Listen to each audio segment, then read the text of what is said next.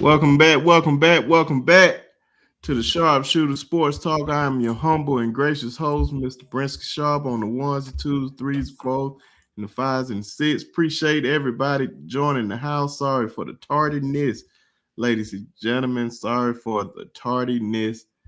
Oh man, make sure you guys come on in. Make sure you hit that like and subscribe button, and also turn on your notifications. Please turn on your notifications. It's not so hard to do, and I need more people to do that anyway, so they won't miss anything. But before we get into everything, which is going to be an entertaining night as always, I'm going to introduce my guys. Y'all already know, man, Mr. T-Town Medium himself, Mr. Bama Standard, Gidget Gadget guy himself, handle all the recruiting, future insider, all these great things that y'all gonna hear about this man. They don't want me on the inside. No, I'll be opening doors, bro. Said letting all the information out. Nah, man, he good people, everybody. Y'all show your love to our good friend and brother, Mr. Jonathan Lewis. What's going on, man? Roll Tide, everybody. Good day. I got a chance to wake up. You know what I mean? So it is what it is.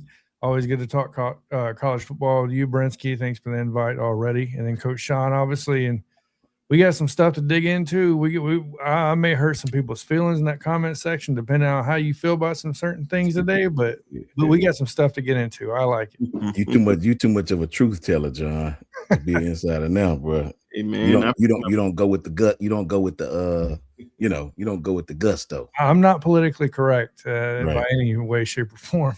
I feel like a lot of the people that come on here, man, they love to just tell the truth, like a truth serum or something, whether they like it or not. But hey, the red pill.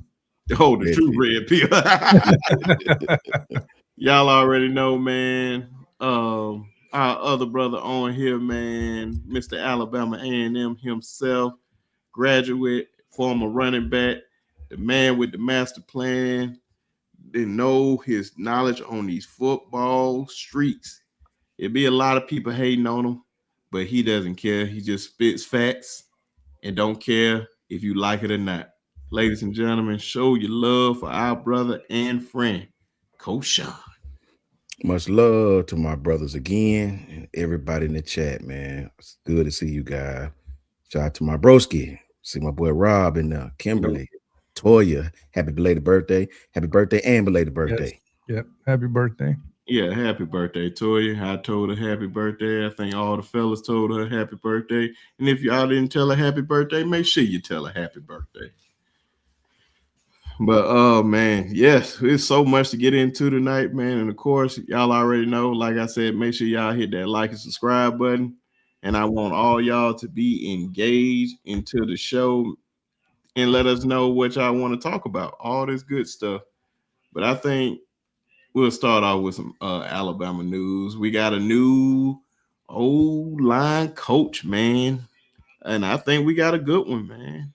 John, I'm going to let you start it off, man. Talk about the brother and welcome him on in. No, I think this was an absolute home run hire by Kalen DeBoer. I'm not going to act like I knew a lot about this guy before he showed up. Right, I didn't know a whole lot about Adrian Clem because he kind of flew underneath the radar after the Patriots when he went to USC as an analyst. I wouldn't even say an analyst. I guess it was like a defensive analyst. And the reason why was because of his health issues he was having at New England. So that's why a lot of people tend to point to New England and say the offensive line there wasn't great. But realistically, the majority of the time there, he wasn't even the coach. He was dealing with health issues. So make sure to keep that in mind. And that's something we always got to keep in mind. But either way, I think Adrian Clem is an outstanding coach. When you look at his resume from top to bottom, when you look at the fact that, he spent time in New England, he spent time, the Steelers had, I believe, a top 10 offensive line all 3 years. I believe he was there. As a matter of fact, I know it was in at least the top 10. When you look at the places he's went and made instant impact on the run games, not just a 1,200-yard rusher with Najee Harris on his rookie season with the Steelers, by the way. You look at SMU and you look at the other places he's definitely went and visited, and there's a very long list. This is not a guy that's, been around 1 or 2 years. He's still a young guy, but he's a young guy with a lot of experience, and he's had a chance to learn from Mike Tomlin, from Bill Belichick, So he's got some great mentors that he's definitely learned from. And I think the truth is, in the pudding, right? So the production has already been there through his stints everywhere he's been. But I think one of the most overlooked pieces of Adrian Clem is by far the recruiting aspect.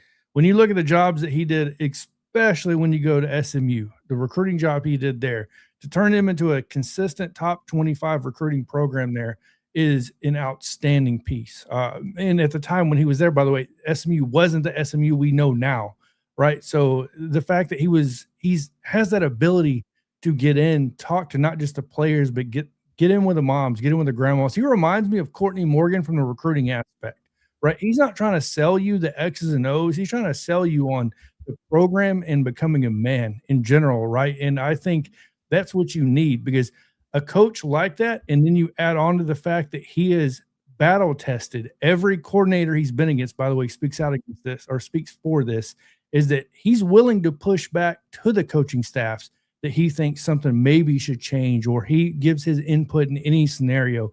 I think that's great. When you look at Ryan Grubb and Kalen DeBoer, you have somebody coming in that's willing to say, no, I think changes need to be made in this area, when normally that wouldn't happen from the previous guys, you know what I mean, that were young or brand new to this program with Kalen DeBoer. This is not going to be that guy. And you pair him up with Derek Nix, same thing, a lot of experience, not just coaching one position either, by the way, tight end, running back, wide receiver, a hell of a recruiter, but does the same thing, pushes back, willing to make his voice known. I think Kalen DeBoer is starting to find himself a hell of a coaching staff, especially on the offensive side now, that could possibly gel well together. I just want to see the improvement, obviously, on the play calling side as a fan. But when I look at Adrian Clem, I don't know who you could go out and get the best bang for your buck for over this guy. And I know a lot of people are going to say, Sam Pittman, all this stuff. I would rather get the guy that has been in the NFL for a multitude of years, because I feel like he bridges that gap of saying, I know how to get you from high school to college to the NFL, because I've done it all and I've covered it all. So I think it's a perfect grab, to be honest with you. For me, I sort of figured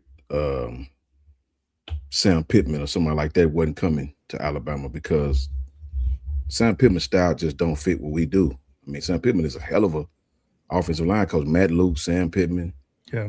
These guys are great offensive line coaches, the best, but these guys are smash mouth type offensive line coaches. That's just something that don't fit what Alabama do. They made their bones on run blocking, not pass blocking. Yeah. These guys are, when you look at Sam Pittman's style when he was at Georgia, these guys weren't known for pass pro. They weren't known for 70-30 pass to run. These are smash mouth type coaches. If you want the coaches that are footwork fanatics, that'd be Kyle Flood, the type cats that run systems like that. Yeah.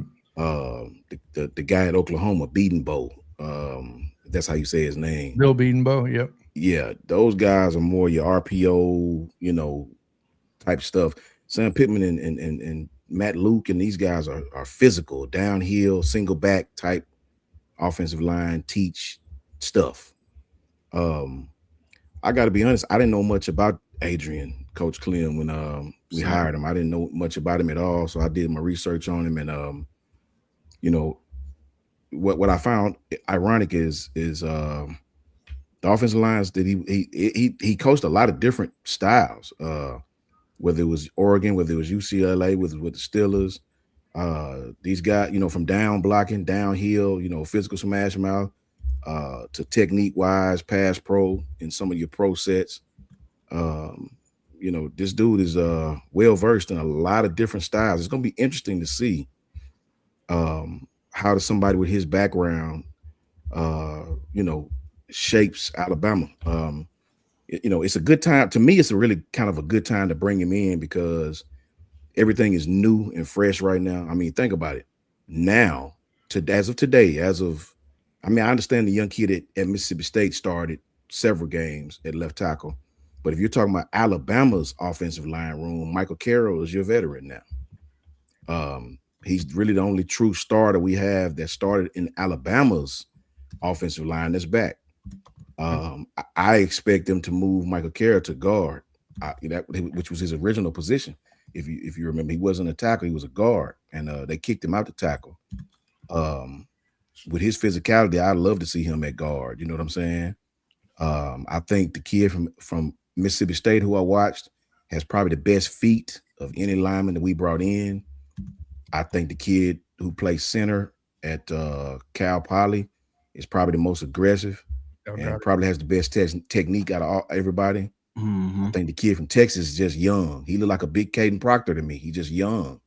And from what I found out is Texas actually played him at a different spot. You know, Texas had a few injuries and played him at a different spot.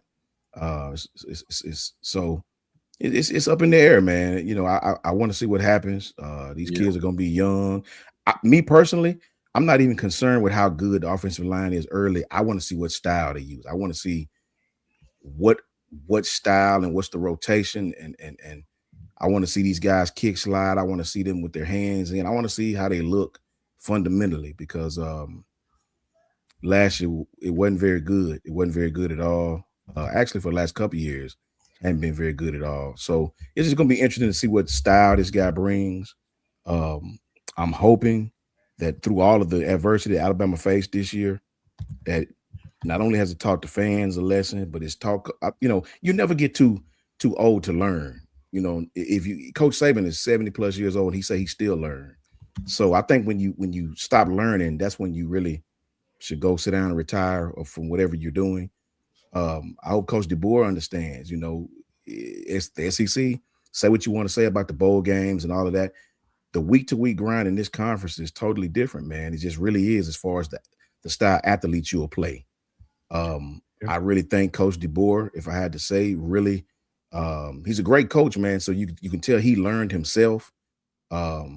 It's hard to go through the SEC, Jonathan, and not have some semblance of a run game. So I think this hire was necessary. I had heard that it was going to happen right after the portal, and it did.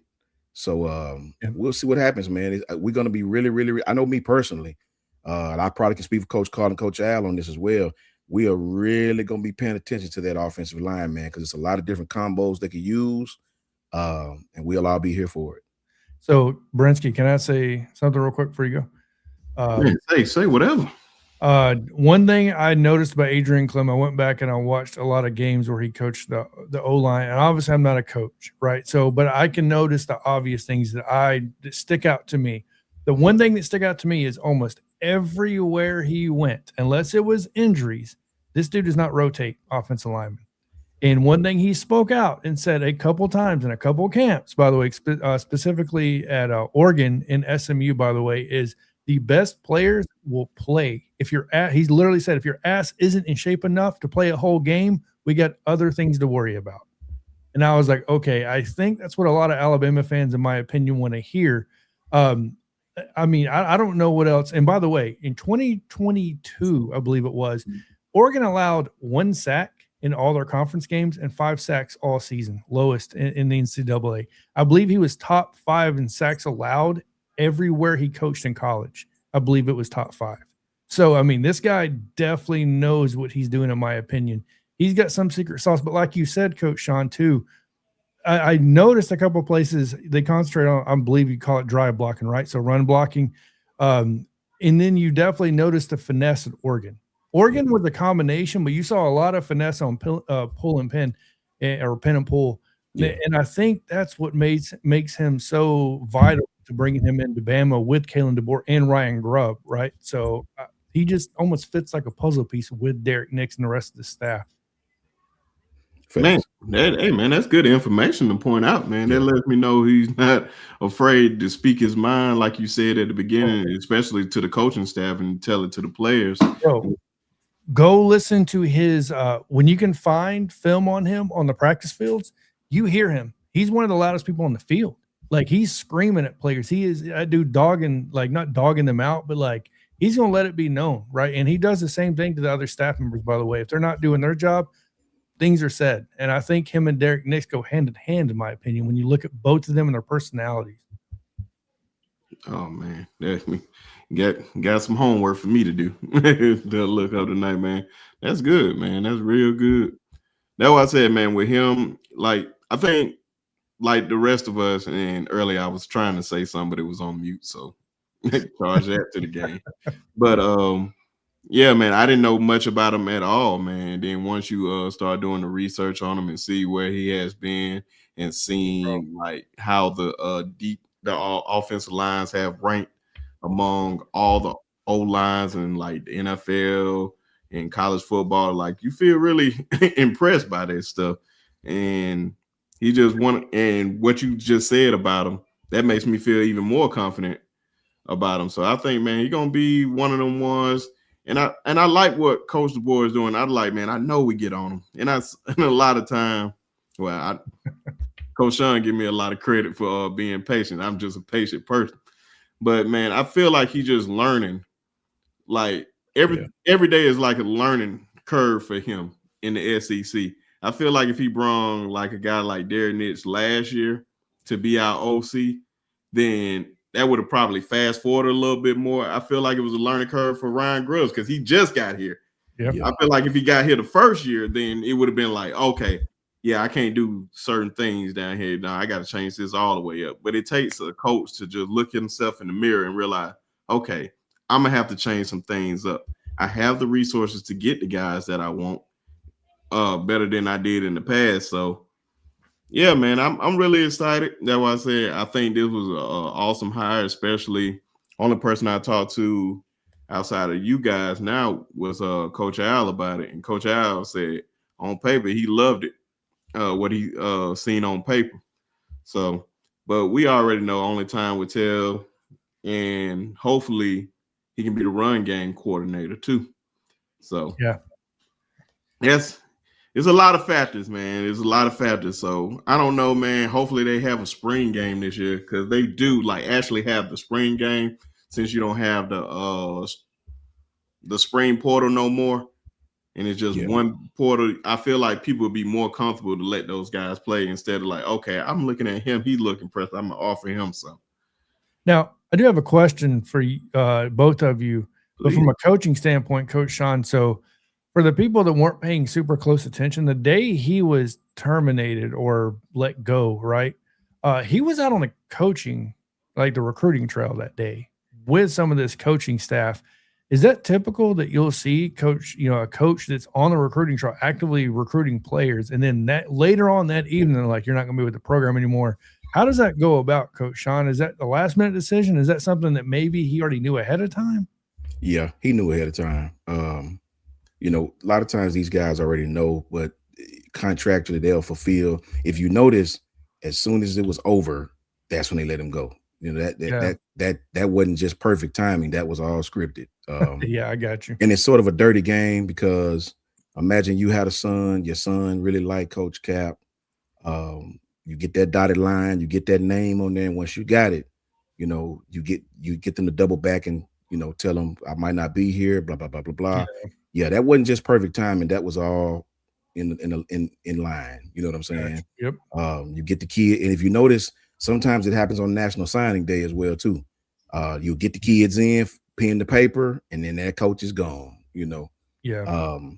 It's kind of like a fishing. You put the worm on the hook. You're trying to hurt and get the kids. You got them. You throw that riding wheel away and get another one. I mean, it's kind of a dirty game to the outside, but this is something that, they probably got a great ton of respect for Coach Cap because while he ain't the best offensive line coach, he definitely was a hell of a recruiter. Oh, yeah, absolutely. You can believe that they respected him. They probably paid him and let him walk away in peace. Coach Saban did this a lot. He didn't really fire people. You give them their little, nice little bump, little severance. You shake their hand and tell them thank you. And it's something that they already know. You put it out there to the world. Eric Wolford was a good example of that when Saban did that to him, in my opinion. Yeah. Eric Wolford was a guy that came in from Kentucky. A lot of people had high hopes on. And it's like he disappeared in the night and said nothing other than, thank you, Coach Saban, for the opportunity. Thanks. And he was gone. Like, pretty wild. But, yeah. It's tough, man. It's tough. It being a coach is very, very tough, man, because this is why you see a lot of pro coaches. I know people say, I heard a lot of Bama fans talking about DeMeco Ryans and all that. DeMeco would never, ever, let me say a few more, ever add a few more evers on there. Yeah, add a few more evers. He would never leave the Texans in Houston, Texas, to coach at Alabama. It just will never happen unless he get fired and nobody wants him. If it come down to leaving his present job to come to college, D'Amico's not going to ever do that. That would really be taking a step backwards. It's a lot of pro coaches, man, that are too proud. Not saying D'Amico is, but it's a lot of them that are not trying to beg a 15, 16-year-old kid to come play for me and save my job, because that's in essence what you'll be doing. Doug Maroney was one of them. He just didn't enjoy it. You know, a lot of pro coaches, especially these guys have been to pros a long time. That's why when I see John Gruden's name on all these jobs, when they come up and it'd be funny, like, you got to be a special kind of guy to come to college. You have to humble yourself. It's not like the pro circuit. You know, this job consists of begging kids that's probably younger than your kids. And in essence, that's what you're doing.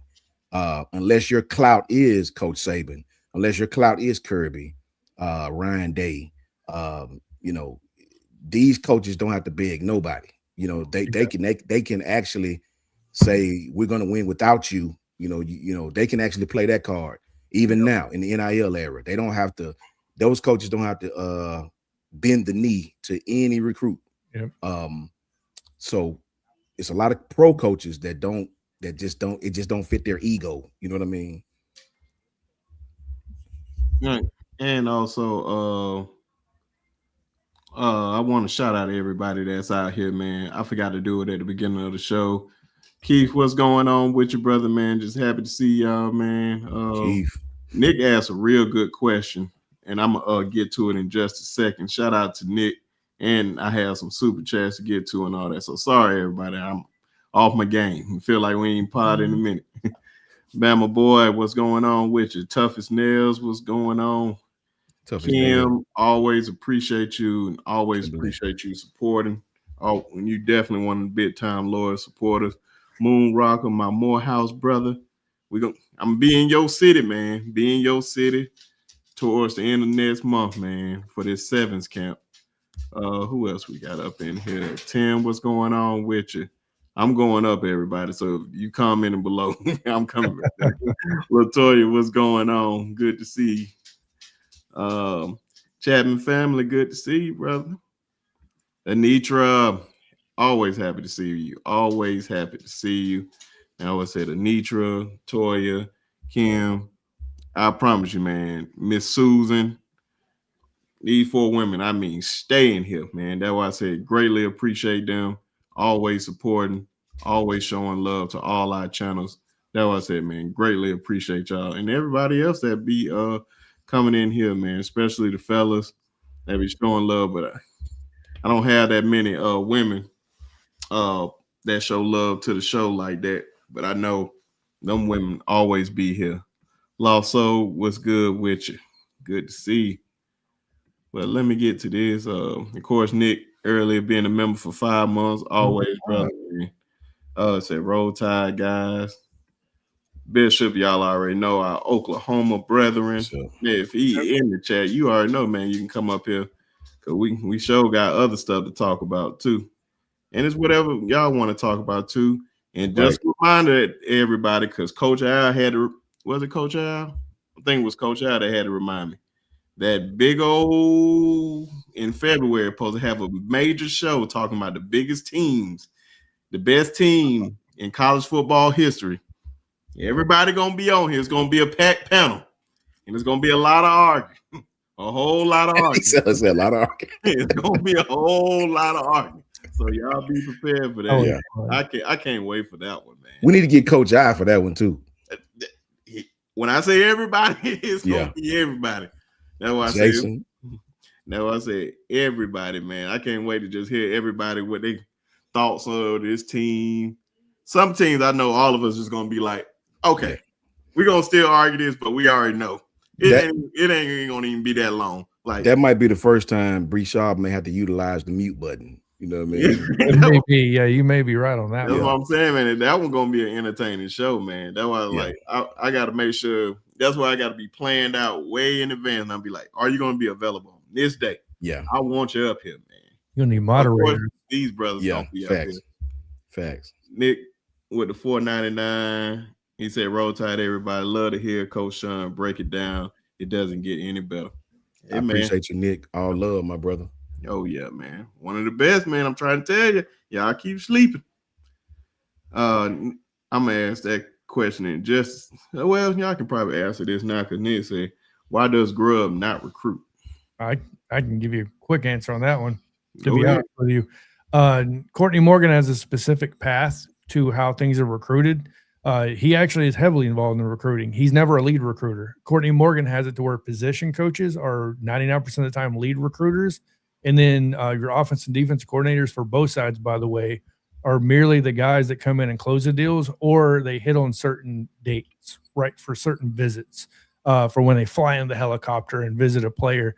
That's how they're utilized. Because one thing, if you hear Xavier Correll, CD Morgan, Jordan Edmonds, these guys always mention Ryan Grubb. So like there's a reason behind that. Yes, it's not as known because he doesn't do it as much as on the trail. But when you're talking about actually recruiting, or he's heavily involved in recruiting, he's not the lead guy 99% of the time. He's not going to be. Kane Womack would never be the lead guy most of the time either. Even if it's a top recruit, it's always position specific. Why? Because the player, like he says, commits to the position, not to the coordinator. That's his philosophy, I guess he kind of uses.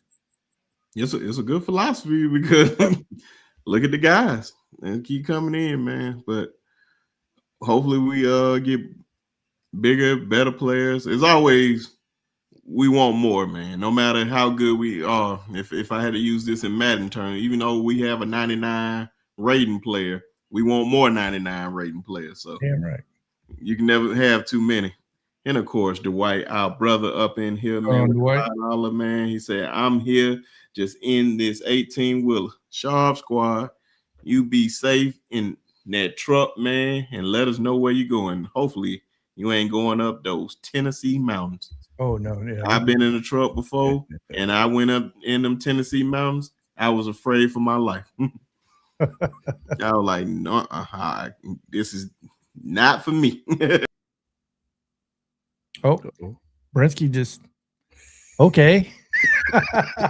Brinsky decided to leave the panel, and I guess okay, I don't know what just happened. I don't know what just happened, man. Bro. That's I was like, in the time I did that, just went whoosh. I think I pushed something by mistake, man. But yeah, man. Sorry about that, everybody. And definitely shout out to Keith, man, for becoming a member too, man. Thank you, brother, man. That's what I'm saying, man. Showing love, man. That's what I said. This year I plan on having bigger and better things, man. Hopefully, did my feet into this media game with my brothers, and we gonna rise together. And y'all gonna see bigger people on this show, man. And the people that you already seen on here, they're gonna be bigger, like Clint and Justin. Those guys are gonna keep becoming big into. You already see them on Feinbaum, and other shows like that. So try to give y'all the best, and you see what you get. Appreciate everybody on that, but I know. Say Coach tell them about gap down B rules. Hope we run that. Yeah, tell us about that. You mean like gap down blocking? I think that's what he meant. Like gap scheme blocking? Well, if it's like a gap scheme block, each offensive lineman, the lineman has always followed. The lineman has a progression that he follows. In high school, it's like if you ask yourself, is somebody in my gap, or is somebody directly over me? You know what I'm saying? Is they in the gap, meaning in the gap space, or they are directly over you? If neither one, the rule is you go up and get the linebacker. You know what I'm saying? That's what we mean by gap down block. You know what I mean? Is he over you? Is he in the gap? If neither one, you get the linebacker. So that's different styles of it's a progression to a gap down backer. It's a certain progression you have as an offensive lineman. Each one has rules. Where's your defender at? In front of you, head up in the gap. If not, the third rule is you got to get up and get the linebacker that's in front of you, quick, fast, and in a hurry. We did a lot of that and a lot of missing. And also, man, I just want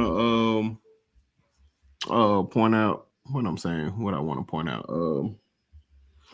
Talk about this other subject: college football players returning and sleepers for the 2026 season.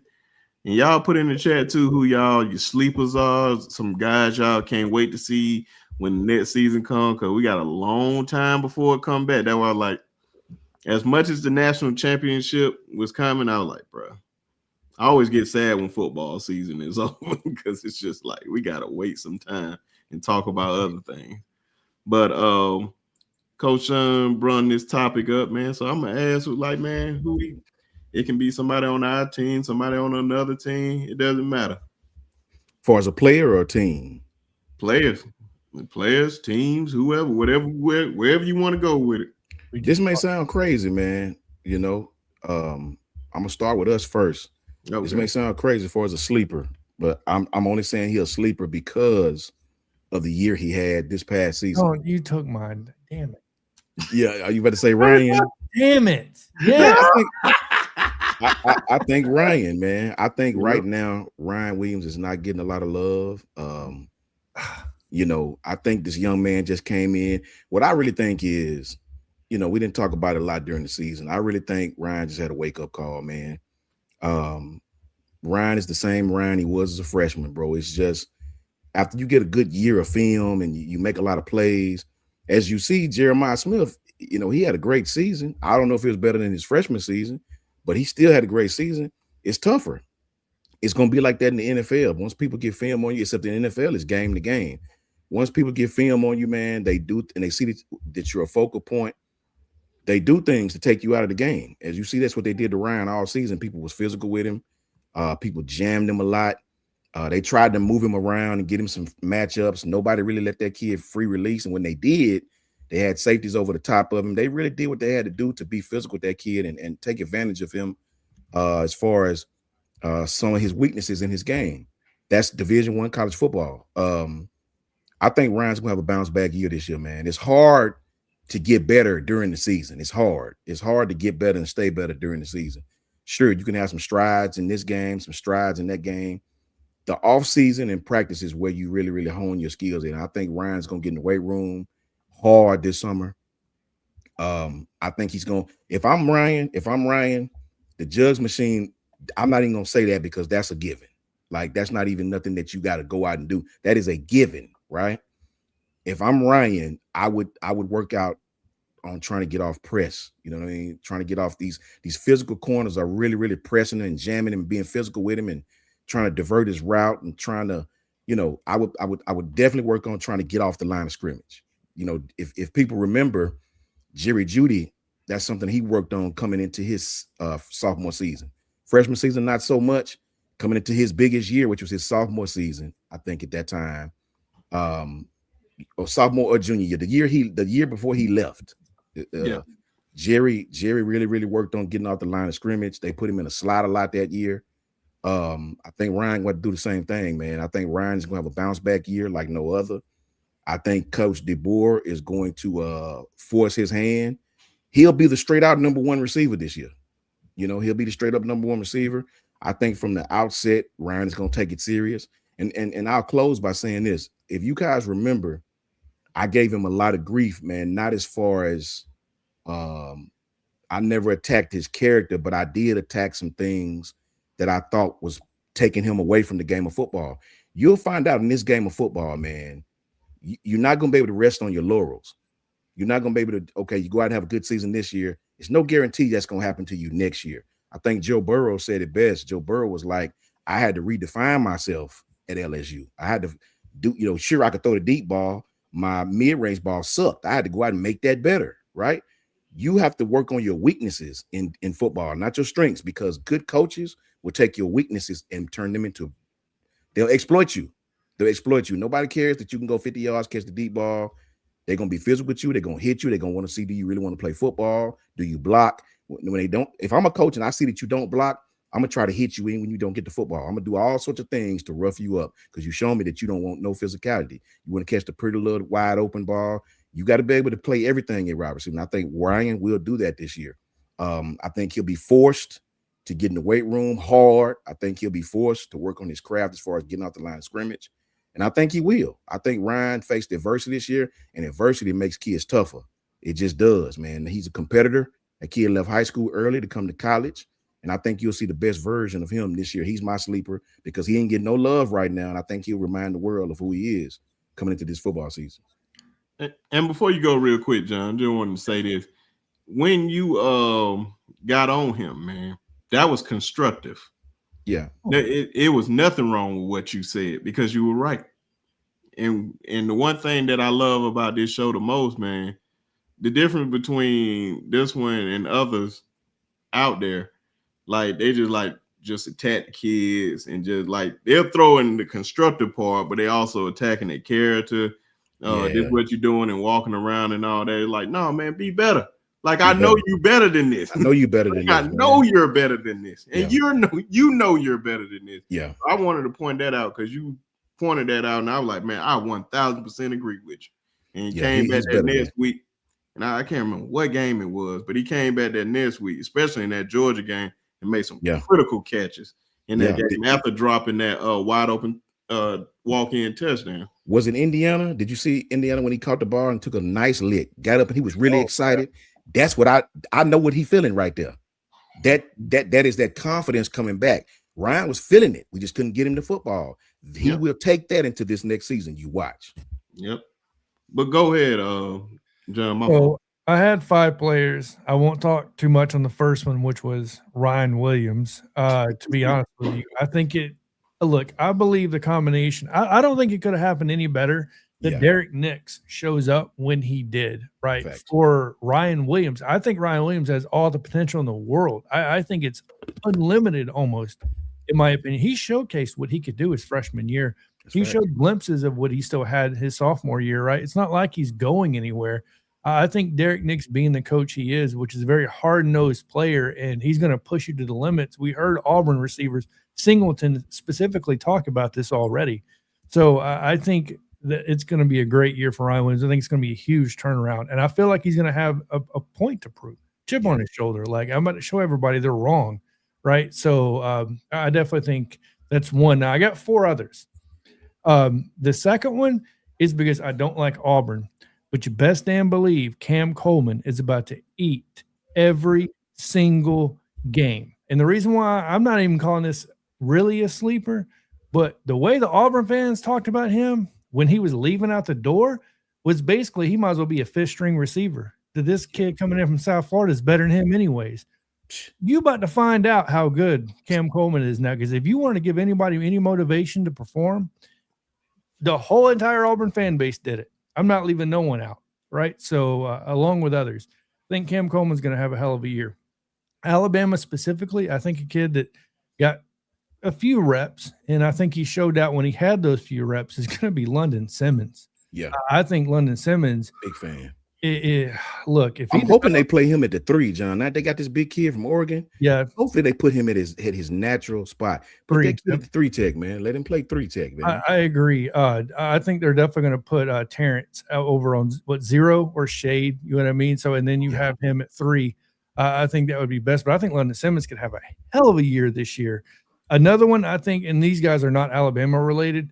The fact that Ahmad Hardy's coming back after having the year he had, you can't overlook that. So once again, it's not a sleeper, but it's a fact that this kid is coming back. You know what I mean? For another year after having the year he had. And the last one I'll consider a sleeper because nobody really talks about him until it's draft time. Dante Moore is coming back for Oregon. I think he's about to be another guy that's like, okay, you're resting on your laurels of like, just because I don't put up Heisman numbers doesn't mean I'm not efficient. And you look at this Oregon team coming back this year, the key pieces they got in the portal, especially, and the recruiting like they've been doing. I think Dante Moore is going to absolutely tear it up this year as well. But, yeah, I hope Cam Coleman puts 300 yards on Auburn when they play him. Oh, yeah, man. He's definitely about to do that.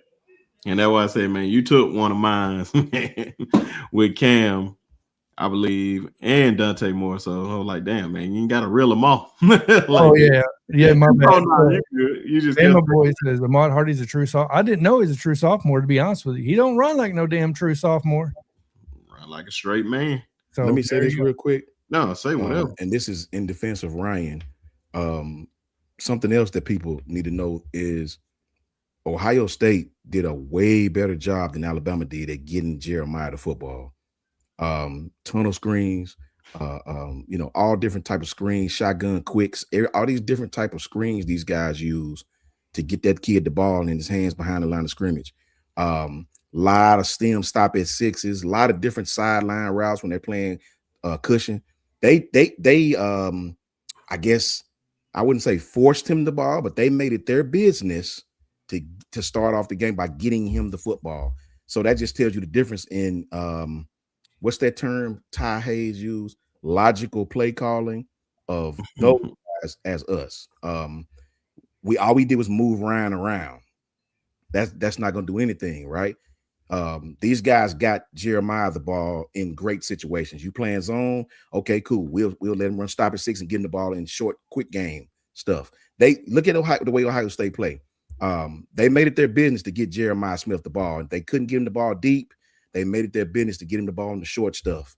All different type of tunnels. Just get the football in his hands. Just get the football in his hands, and good things always happen. We didn't do that for Ryan at all.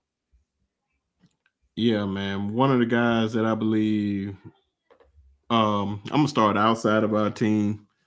I believe Ryan Wingo, just like in that highly touted 2025 class of recruits with Cam and Jeremiah and Ryan. Like, people forget that Ryan Wingo was a 5-star in that class too.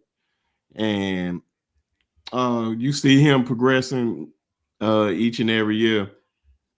And I'm telling you, man, he's going to benefit. Like, him and Cam are going to benefit from one another, because you're not going to be able to double team. You double team one of them, I'm just afraid of what them boys can possibly be. That's the crazy thing, what these boys can possibly be with the weapons that they have. And I'm telling you, don't sleep. Like, I understand how Texas was last year, and I know how Arch came into the year, was ready to give him the Heisman. I just said, man, if he did this, if he played anything like how he played in that Michigan game, it's going to be them boys may go undefeated. If he plays anything how he played in that Michigan game, they're going to go undefeated, especially if you add Muschamp to that defense. Man. With a lot of guys coming back, with Anthony Hill Jr. coming back, Colin Simmons coming back, Kobe Black coming back. It's so many guys that they have on that defense. And I know the defensive coordinator of Muschamp, man, he is going to have them boys locked and loaded. And whatever you've seen from Colin Simmons this year, being a dog like he always been since his freshman year, he's going to be even more of a dog, because he's going to learn from one of the best in the game. And then for us, I think I got a few, man. And I just feel like it's just a year too early. And Coach Al pointed this out a lot, and that was Daniel Hill, with just his conditioning. I feel like with just him being more conditioned, he gonna know how. I feel like they're gonna put a bigger load on him. I hope they do that, but I think it's gonna be a more heavy load on him. And like, man, hey man, we're gonna need you. You're gonna be that guy. You're gonna have to lead these guys, because it's gonna be you, AK Deer, and y'all gonna have to teach EJ and Riley gonna be back too. Man, I feel like he was a year too early too. He's going to bulk up some more. Yeah. And, man, it's just going to be – I think it's going to be a running back by committee with those two, with Riley and Daniel Hill. So I'm going to love to see that. And then one guy, Coach Shawn talked about it at the beginning of the year. And I'm like, man, I'm so happy he came back. And that's Rico Scott. It's facts, man. I think Rico Scott was – so needed to come back. And when we got him back, I was like, man, regardless where, and with Horton gone and all that just opened it up for him. Like, hey, bro, I seen what you can do on that field every time you touch it. Every time I seen you touch it, you always doing something with the football. So I expect high things out of him too, man. So it's definitely going to be a big year. B Sharp is 100% correct, man. And, when you go back and watch our season at the end of the season, man, I promise y'all, man, a lot of the pass concepts we was doing was trash, man. Like, I promise y'all, man, if you go back and watch, a lot of this stuff was so vertical, like everything was so downfield. Vanilla. Like, I just, man, I promise you, you didn't do our receivers no justice, man. I guess the only way I can show you is go, John, if you get some time, be sharp, go watch Ohio State's offense. I like what they do. I like the scheme that they run the pass ratio. If you playing man, these guys hitting you with man beaters. They're not running everything vertical all the time. Go watch if you play zone on these guys. They'll make you not play zone. You want to drop 8, you giving them yards. Go watch Ohio State. Forget how good or bad they was.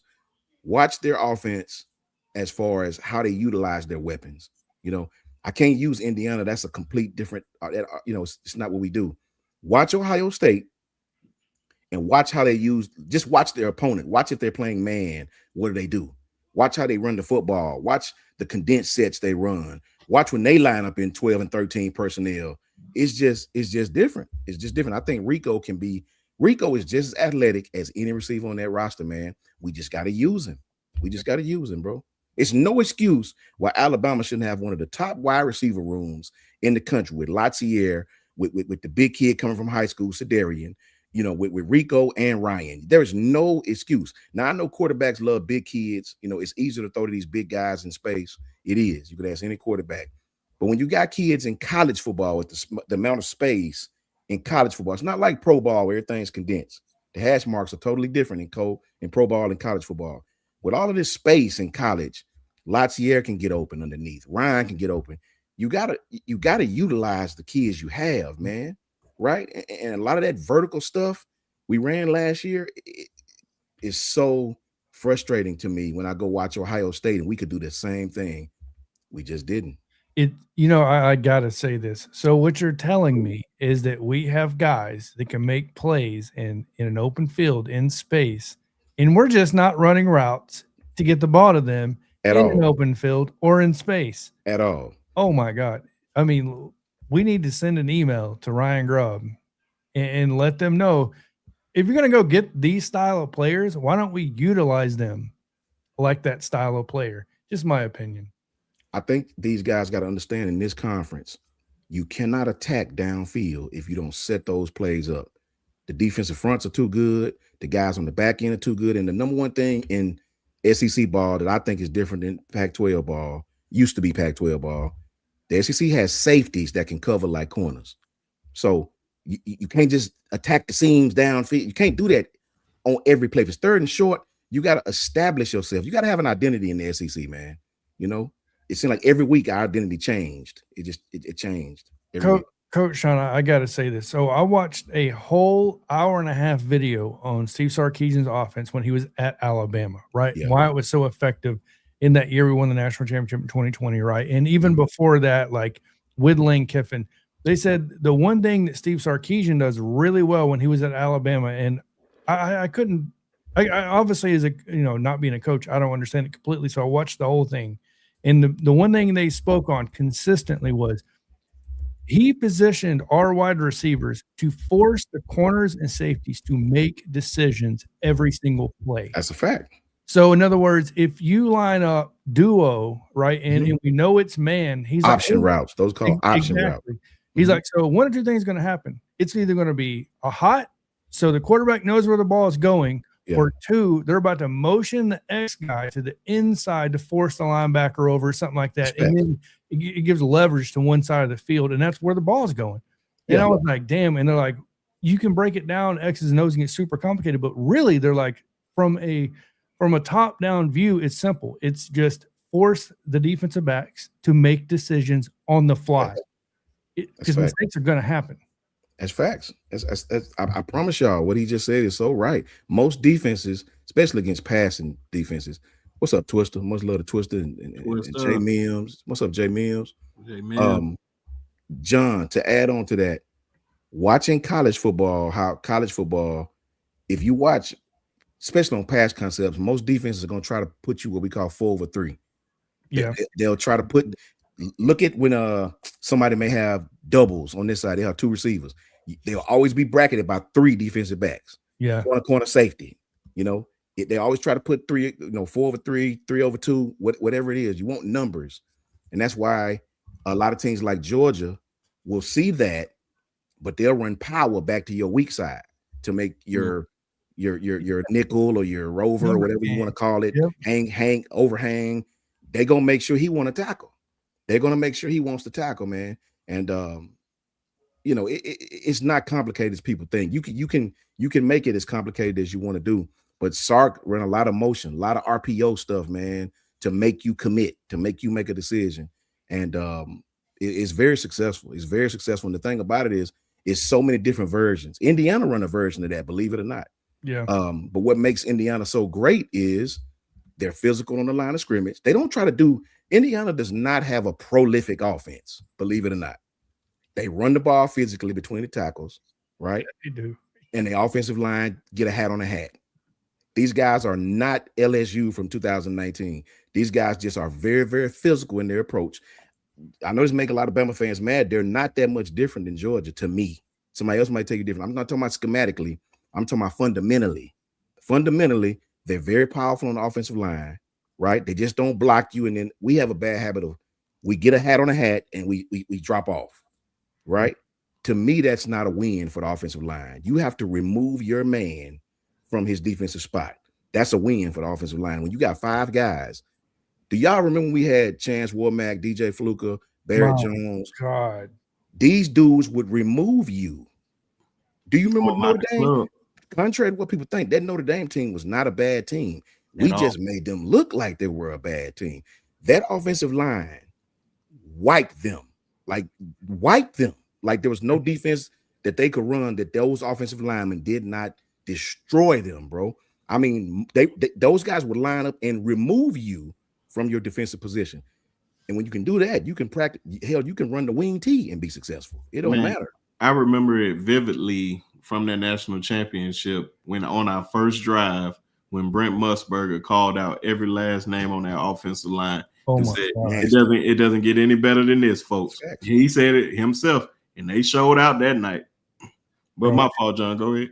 No, we can sit here and talk about like me talking about Steve Sarkisian and doing these nice pass plays and everything else. And I love your term and I coin it every time I can, Coach Shawn, passy. You know what I mean? So of course I give you the credit, but we can talk about all we want, but at the end of the day, if you got the damn numbers in the box and you still can't run the ball, what is the point?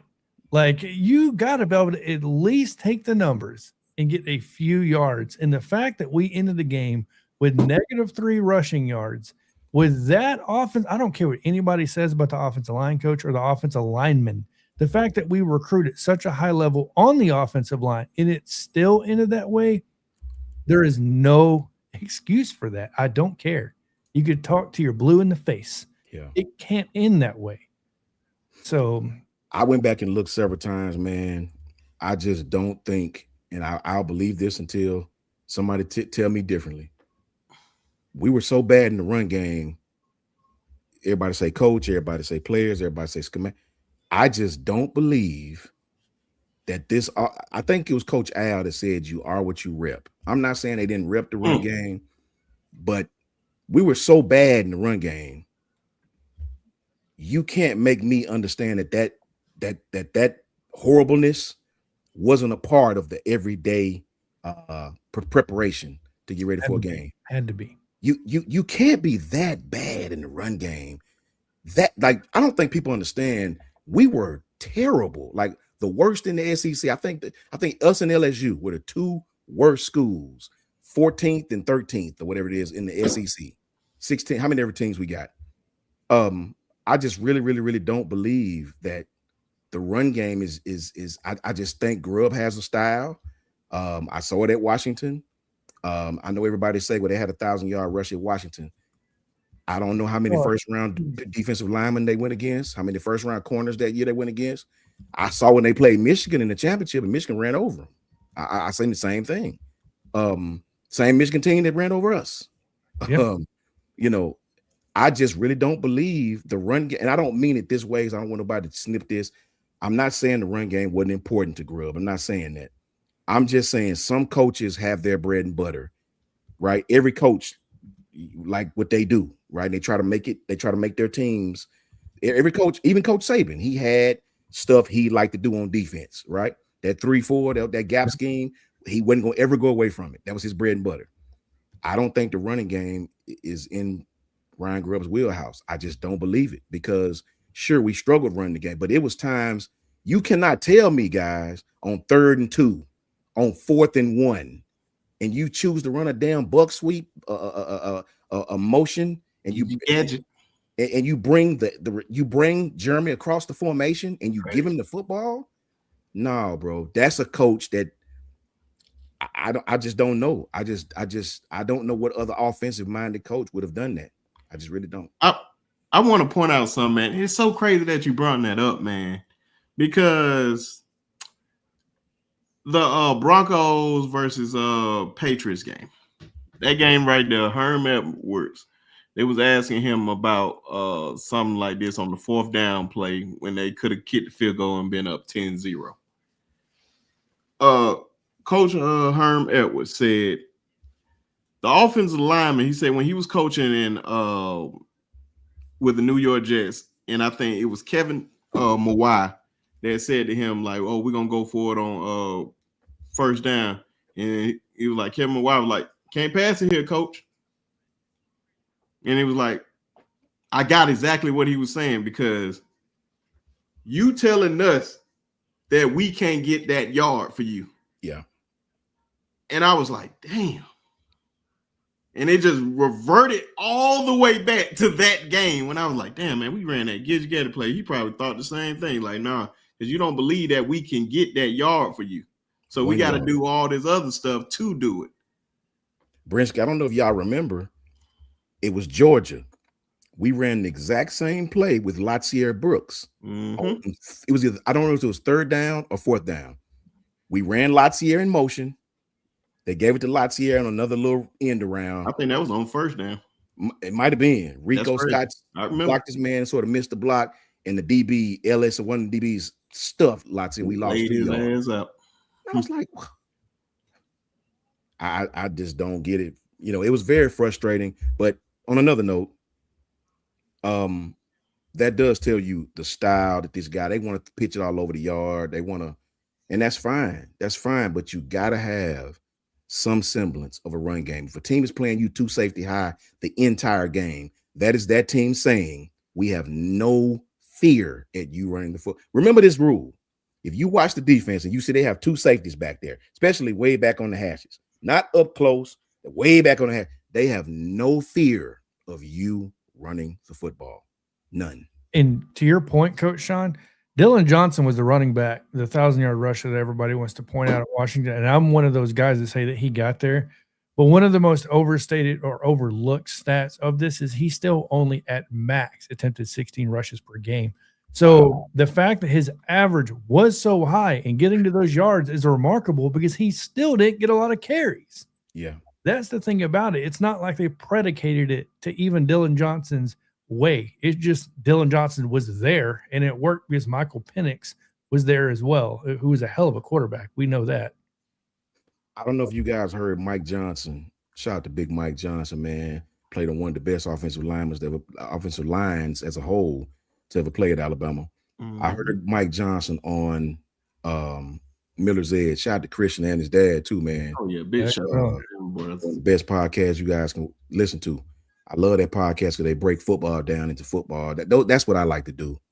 I don't know if you guys heard Mike Johnson, but Mike said the exact same thing that we've been saying. You know, I like to pat this show on the back sometimes, man, when we're right, because, you know, I want people to understand, you know. Mike said the same thing all of us had said.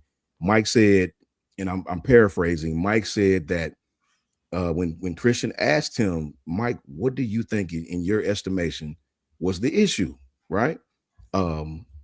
Big shout out to Twister too, man. Shout out to the brother Twister for sure. Mike said, in my words, Mike was saying that he hadn't ever seen an offensive line that it was just so out of sync, like late on the blocks, late getting to the linebacker, They were late here, just out of sync. We said that several times. I've seen so many times the blocking scheme call for the tackle to chip the guy, come off of him, go up to the linebacker. And by the time the tackle get to the linebacker, the damn linebacker had already beat him, and he's making the tackle, right? So, and that happens so many times. So what's up, Coach Al? Much love to Coach Al, man. Yeah. Shout out to Trevor Peniel too, Nick. Yeah, man. Listen to what Mike Johnson said on Christian's channel. He said the exact same thing. Us, my Coach Al, Coach Carl, John, Brinsky, what all of us has been saying this whole time. They look so out of sync, man. They whatever scheme they're trying to do, it was hard to pick up on it because it was so many free runners. We had tight ends in the game, and I understand the big kid from Louisiana, he was hurt, right?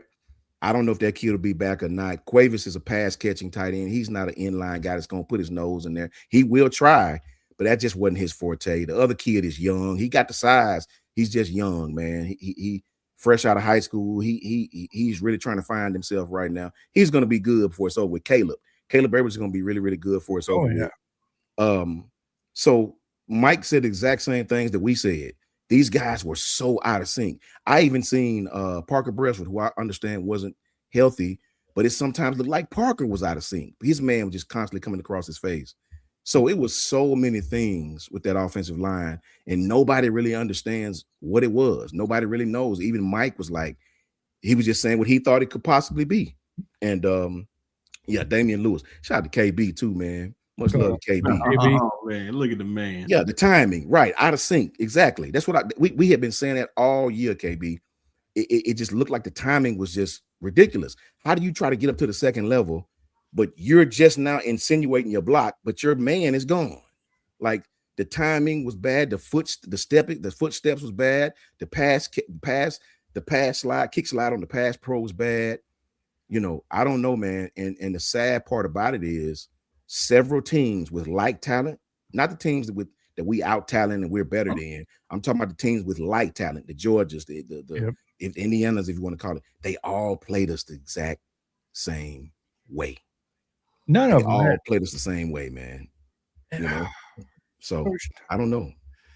One thing that bothers me, Coach Shawn, when we talk about this is it would be one thing if a team lined up and did something special. Like when you think about the Stephen Garcia game, like South Carolina, Johnny Manziel beating us, you know what I mean, with A&M. There was something that took those players to get to that level to beat Alabama.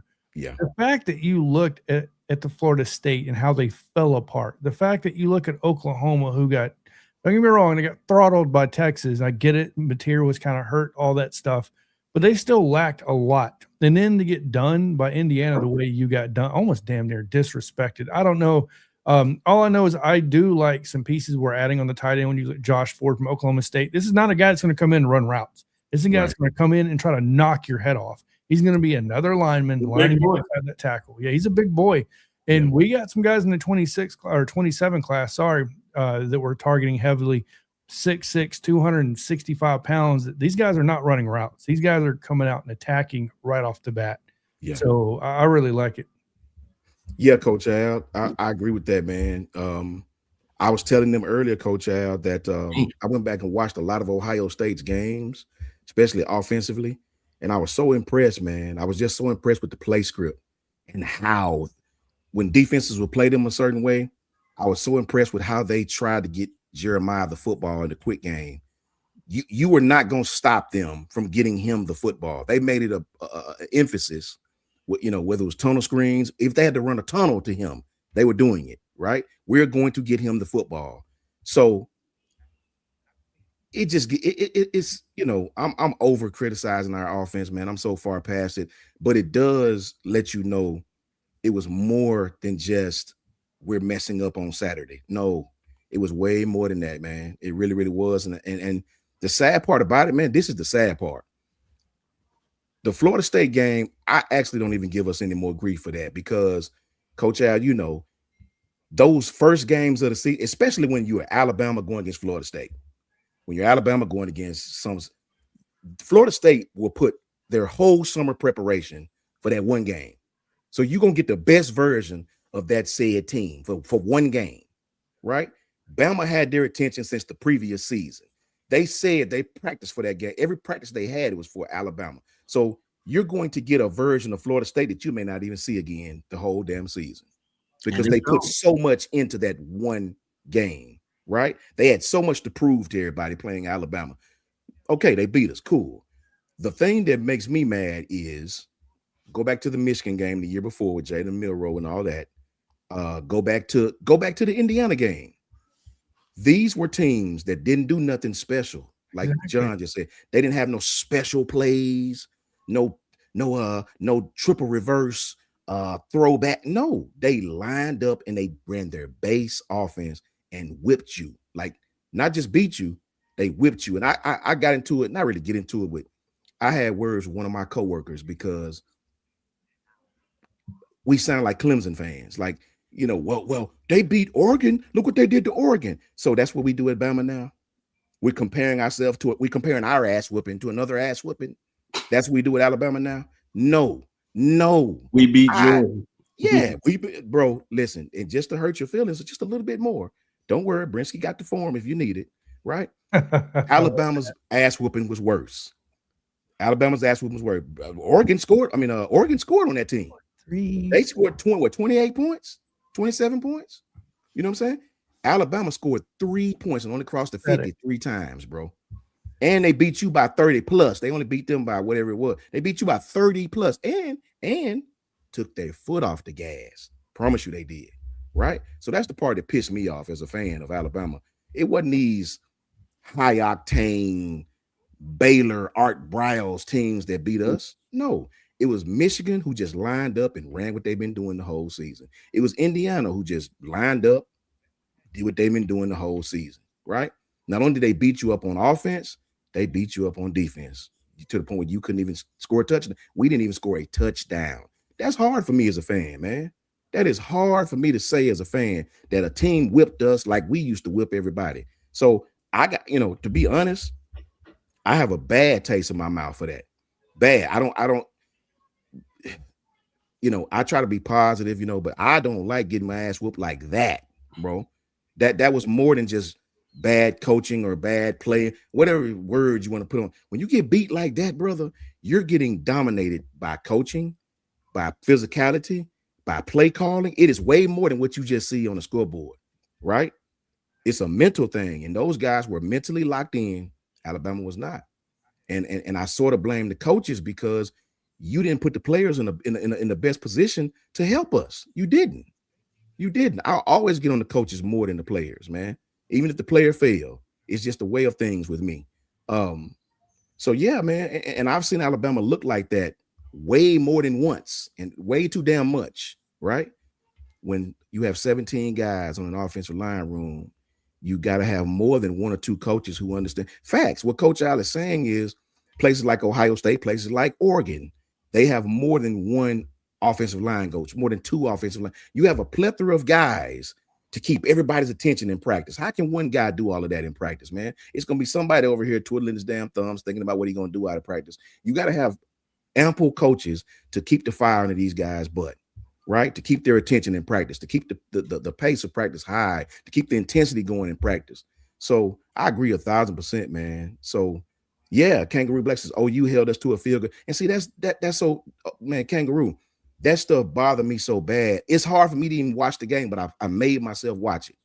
And when you make yourself watch it, man, you see so much other things. So yeah, we got a lot of work to do, man. We got a lot of work to do. I'm not here to blame NIL because of it, because, again, I seen a Michigan team beat us. That was a great Michigan team. Don't get me wrong.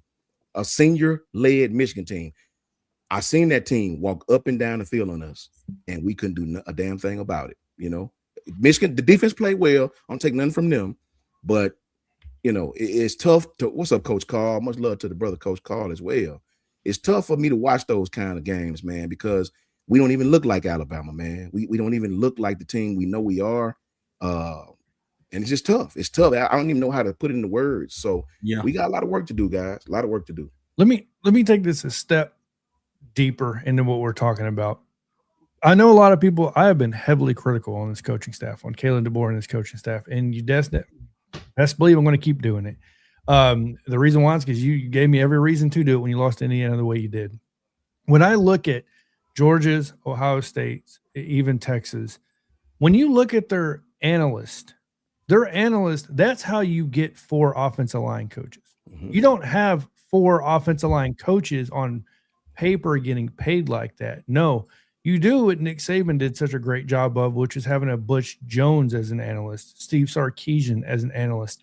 You bring in quality at every position. You don't hire brothers of Nick Sheridan, Mark Sheridan, who's currently, and look, I have no shade towards the guy. I don't know him. Mark Sheridan is an analyst at Alabama right now. I don't know how many people know that. Nick Sheridan's brother. When you look at the analysts we currently have on staff, and it's no shade to the analyst whatsoever, but when you look at what other teams have, and then you look at what Alabama has, I'm pinning that on the coaching staff as well.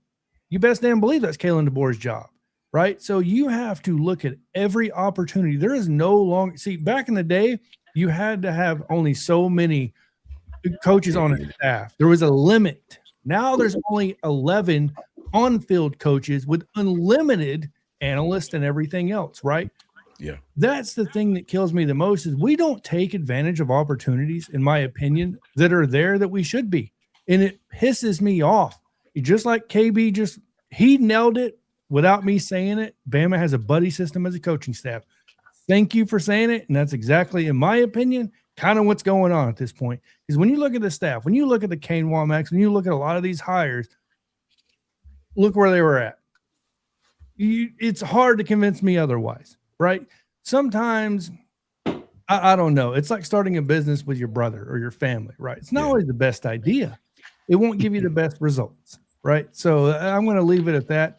I hate looking from top to bottom and seeing just these giant holes, in my opinion, on what's going on inside this program as a fan and pointing this out, much less as somebody like Coach Shawn or whoever else that really dives in from a coaching standpoint. My God.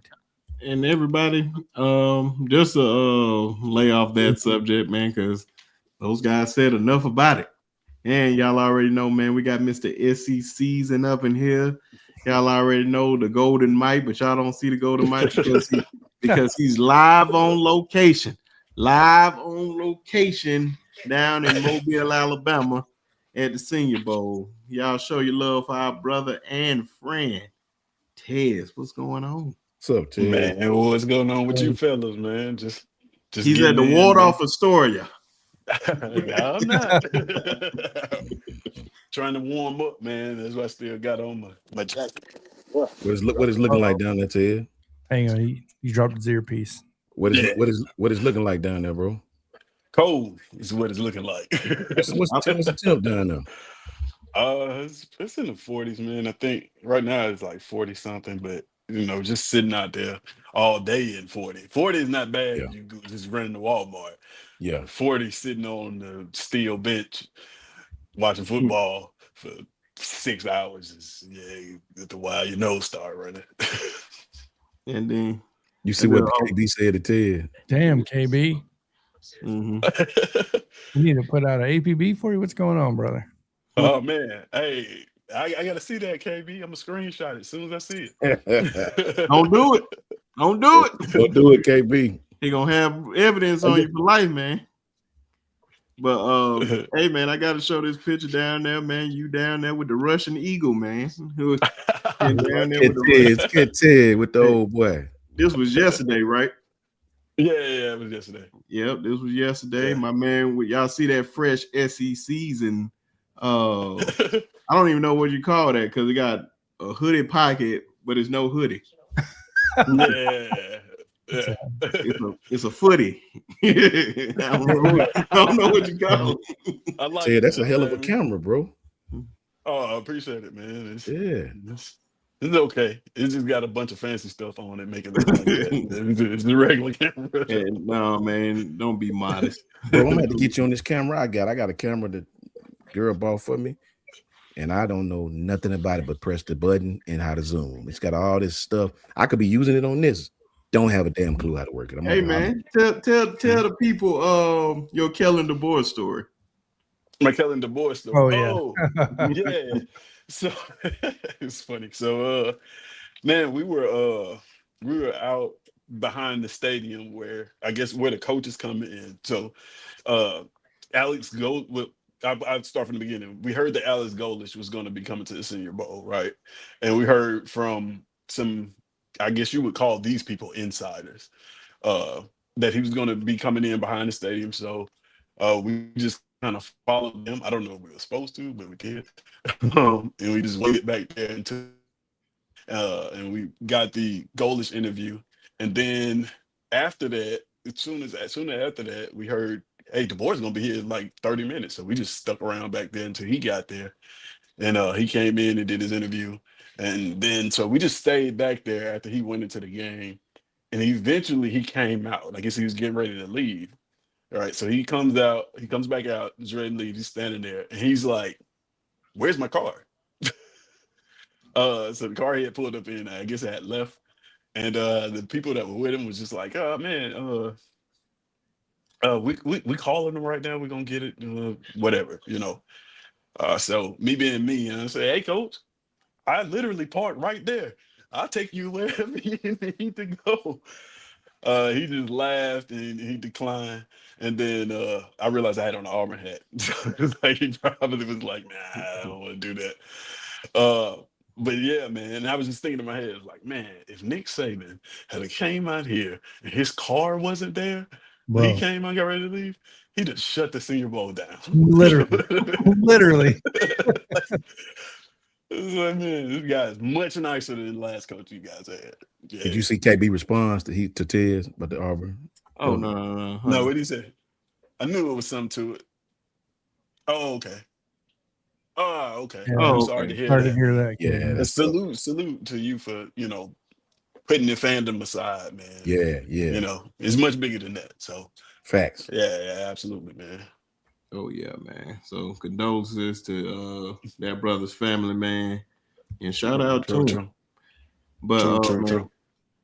yeah, I'm glad you came up here, man, because I was gonna transition to what I've been cussing about the last couple of days on this good old place called Twitter. Me and you both. Okay. Been cussing like Wait, crazy. B-Sharp, before you go, can I ask Tiz one question? No, go ahead, do whatever. Tiz, who stood out to you so far that you've been watching? Oh yeah, I forgot. Later you gonna do all that. My fault. Thank you for saying bro. You know who stood out? Tim, Keenan, the normal Alabama dudes. Just kidding. I'm playing. Oh man. Overall, I don't know. It's been pretty even. It wasn't like Right. last year where it was just so much. Where Jackson Dart came down there and threw the ball and wowed everybody. But from the quarterback room, I guess I'll start from the quarterback room. Sawyer Robinson is probably the best one I saw. Where he played? at Baylor. Yeah, Baylor. but Okay. Cool. Yeah. Kids got the measurables. He threw the ball. He strong arms, accurate, on target. Looked good in the drills. Running backs were kind of thin, but every time I looked up and I saw a big play and I asked who was that, everybody always said Seth McGowan from Kentucky. Kentucky, yeah. Yeah, he made some plays. I know they did I don't know what the drill is called, Coach, and I'm sure you probably know. They put the little hurdles down and then you have to chop your feet through. Chop your feet. Yeah. Yeah. So he did that. I think I got it on footage. I know somebody else did because I saw it on Twitter. But they were going through that, and the other running backs were doing it. But like this dude's feet were like a blur on the videos. Like you couldn't even. He just went through it like it was nothing, right? So he looked good. I think the standout of this whole thing, if I had to give it just to one player, it'd probably be Jacob Rodriguez from Texas Tech. Texas Tech, yeah. The linebacker. Yeah. I didn't watch a lot of Texas Tech football this year, other than like highlights, and I watched, of course, in the playoffs. And I'm thinking like, this guy's playing the Big 12. He just racked up a bunch of tackles, and they're putting him in the Heisman. I'm not really, like I said, I didn't really watch them, as close as I did the SEC teams. But man, when I tell you somebody is getting a animal, at linebacker, sideline to sideline. I know we said that a lot, but one thing I noticed about him is like he is looking to make negative plays. He is He's got a lot of Peanut Tillman in him. He's punching at the ball all the time, trying to rip the ball out. He got a pick every time. You know, he's. I think he was the fastest at 20 miles per hour for a linebacker, which is God, crazy. Marty. That they clocked. Yeah. He was a monster. Did you see LT Overton any down there? I saw LT Overton. He had a solid camp. Him and T. Kenyon both had, I call it camp, but solid practices, man. I know there's the viral video going around with him and Jeremiah Wright. Oh yeah, but that was just one rip, right? Yeah. This dude, he had a really, really solid showing. I actually think, looking at the Senior Bowl, I think this is a defensive draft. To be honest with you, I think defensive line, defensive end, Zion Young was unblockable. Yeah, Caleb Banks was unblockable. Dog. Secondary wise, it wasn't a lot. Michael Taft was pretty decent. But yeah, just defensive players, man. I think this is a defensive player draft. Probably you'll get Fernando Mendoza. Of course, it'll be first pick, but I don't know if we'll get another quarterback into the second round, to be honest with you. We may just get that one sole quarterback. For real. May get one. Maybe get one more. It all depends on what Ty do at the pro day and combine, if he throws at the combine.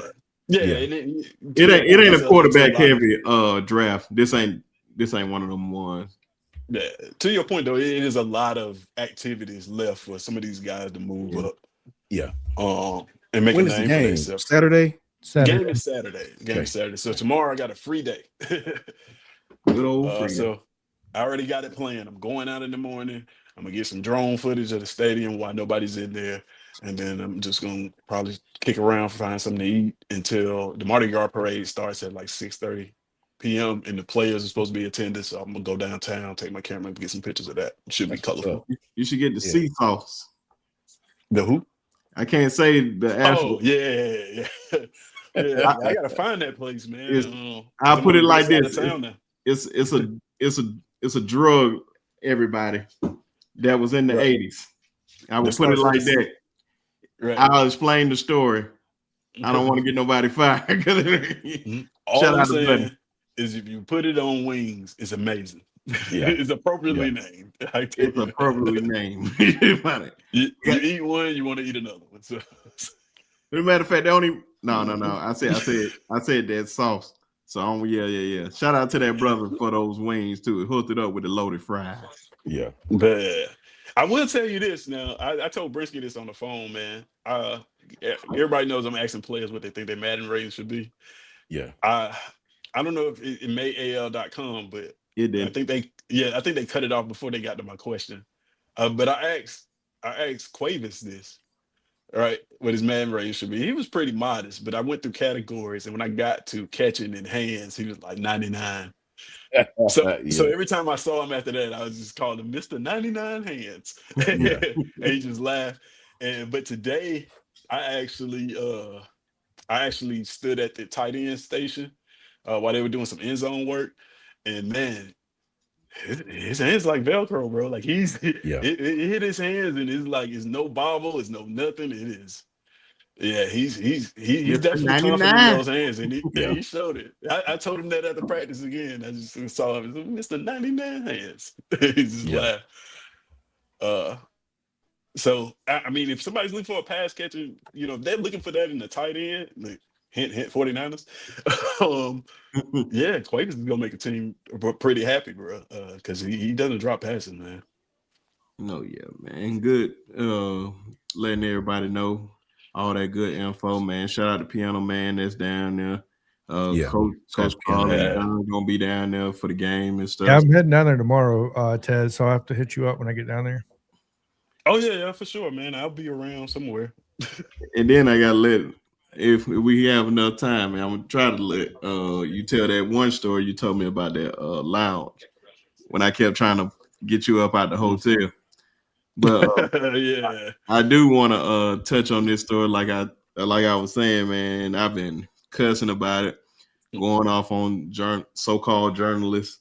I'm just gonna say that because I love when somebody prove my point, man. And these people just been proving my point time after time after time after time. This is why nobody respects sports journalism or sports journalists, because y'all do stupid stuff by not putting in the greatest coach in NFL history into the Hall of Fame. If you want to call him the greatest, if you want to call him one of the greatest, it don't matter. It should have been the same way like when they brought up Peyton Manning name. Peyton Manning, they said only took like 20 seconds, and I said 19 seconds too long. You should have, like, why are we even discussing this? It's Peyton Manning. Move on to the next person. Yes, he's in. And you got dumb MFers, mofos like Skip Bayless and Rob Parker that just want to be on the wrong side of history so bad to have a viral moment and just to talk about, oh, he deserves it and this and all that, and then say somebody else, well, he didn't deserve this. And this whole guy is can't even say that word on here. I'm trying to think of the YouTube word the way so to get away with it. You got literally guys in jail for the rest of their lives for doing some menacing things, and you worried about a man. I wish I had that Bill Cowher clip about Spygate when he's like, he said, I don't know why Bill got in trouble for that when every coach in the league was doing that. Yeah. Bill Cowher said that. And so it's like, I don't know what he got in trouble for. I thought that was one of the most overblown things ever.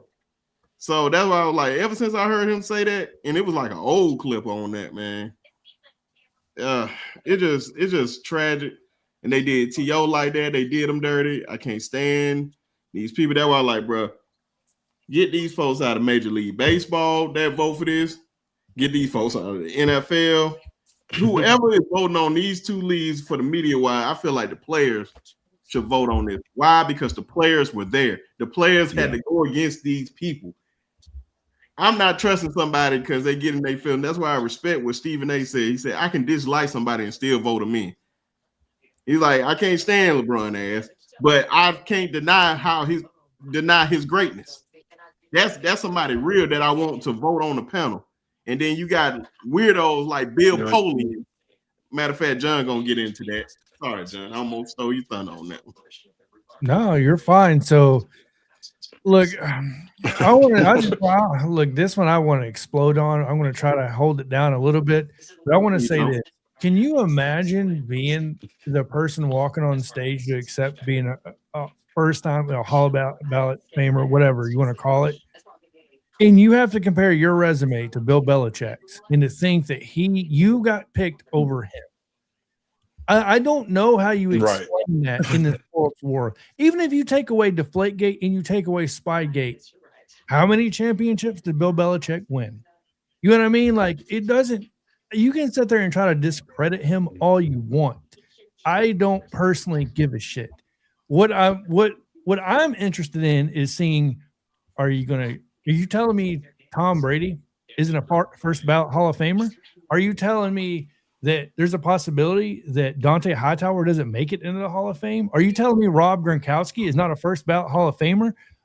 So you're setting, in my opinion, a trend line. In other words, you've already set the bar here. So if you don't allow Bill Belichick to get in because of that reason, and Bill Polian basically spoke on it saying, oh yeah, I voted for him, but then a couple of days later, he doesn't remember voting for him when asked, get the hell out of here. We know you didn't vote for him, right? So there's 10 people that vote on this basically being a first ballot Hall of Fame or being in the Hall of Fame as a whole, right?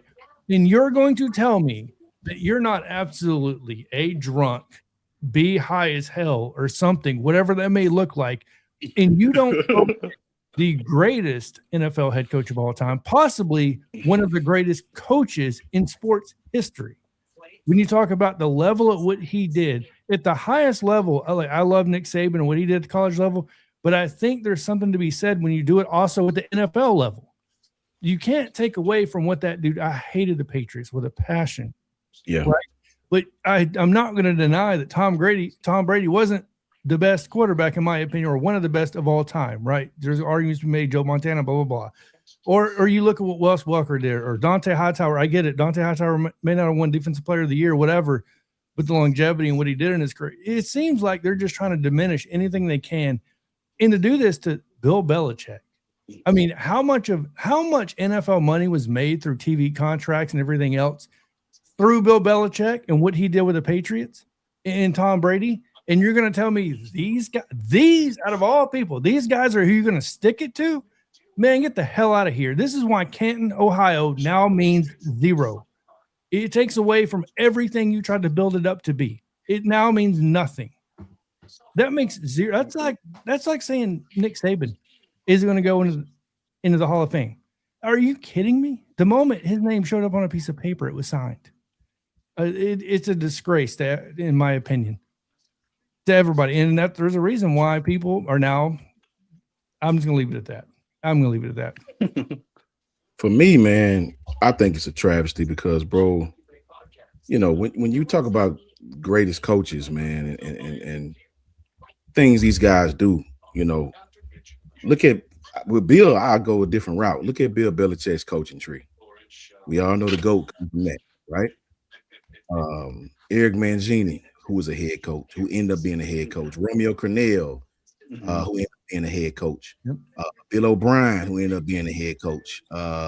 Matt Patricia, who ended up coaching the Lions, being a head coach. Brian Flores, Joe Judge, Brian Daboll. Look at all these coaches that got head coaches. He's just like Coach Saban. And then we want to put the cherry on top. This dude had 8 Super Bowl wins, 6 with the Patriots, 2 with the Giants, if I'm not mistaken, with Bill Parcells. You know what I'm saying?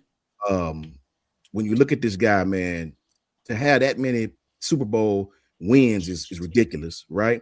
He ranked 3rd all time of every coach who ever coached this game in regular season wins at 302, right? All time. 1st in total playoff wins. That alone, that one stat alone should have got him in there, bro. You know what I'm saying? The dude is one of the best to ever do it. I don't understand how you can take a coach who was a 3-time AP NFL Coach of the Year, 2003, 7, and I think 10, 9 or 10. Yeah, 2003, 2007, 2010, 3 times. So, nah, man, you know, to have this dude not make a first, if that's not a first team Hall of Famer, as far as a coach, what is? That's my point. That's my point. That's a great point. It's better. It's better than Andy Reid. It's better than Bill Walsh as far as wins, bro. So what is a first ballot Hall of Famer? This is why I don't really rock with the NFL no more. This is why, because it's so oopsie daisy, right? It's so oopsie daisy, bro. I don't. Bill Polian, like, come on, man. He the biggest, like, he the biggest hater.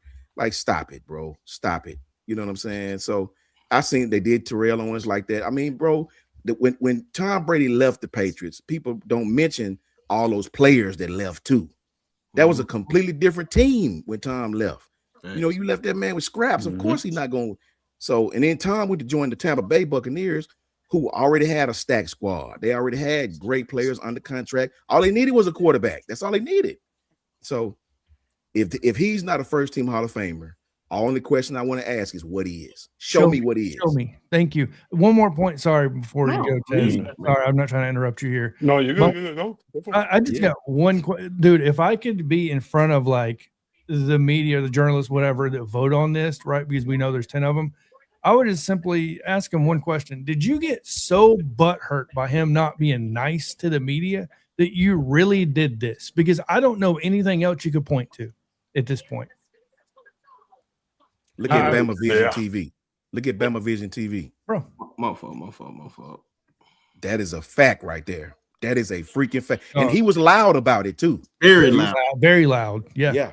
And a lot of things that you need to point out about Bill Polian, man. They said he said we need to penalize him for Deflategate, which one thing that he didn't mention, the one and only Super Bowl that he has, by the way, it's the same year they got accused for having crowd noise in the sound system. Yep, exactly. Yep. Yeah. So what does that tell you? You just mad because this man used to whoop your ass on the regular. I don't think he's old and senile whatsoever. I don't think he's old and senile at all. I think he's in his right mind. I just think he just a hater, man. He just trying to do this undercover hating. I wish you can just strip guys from the Hall of Fame. And Prime said this a long time ago. It's not the Hall of Very Good. It's the Hall of Fame. And I feel like they putting guys like him, like, yeah, man, okay, you drafted, well, I guess you drafted Peyton Manning. Congratulations. One Super Bowl. I really don't see nothing special about Bill Polian whatsoever. Like, I really don't. I think that's what. Look at Toya's comment.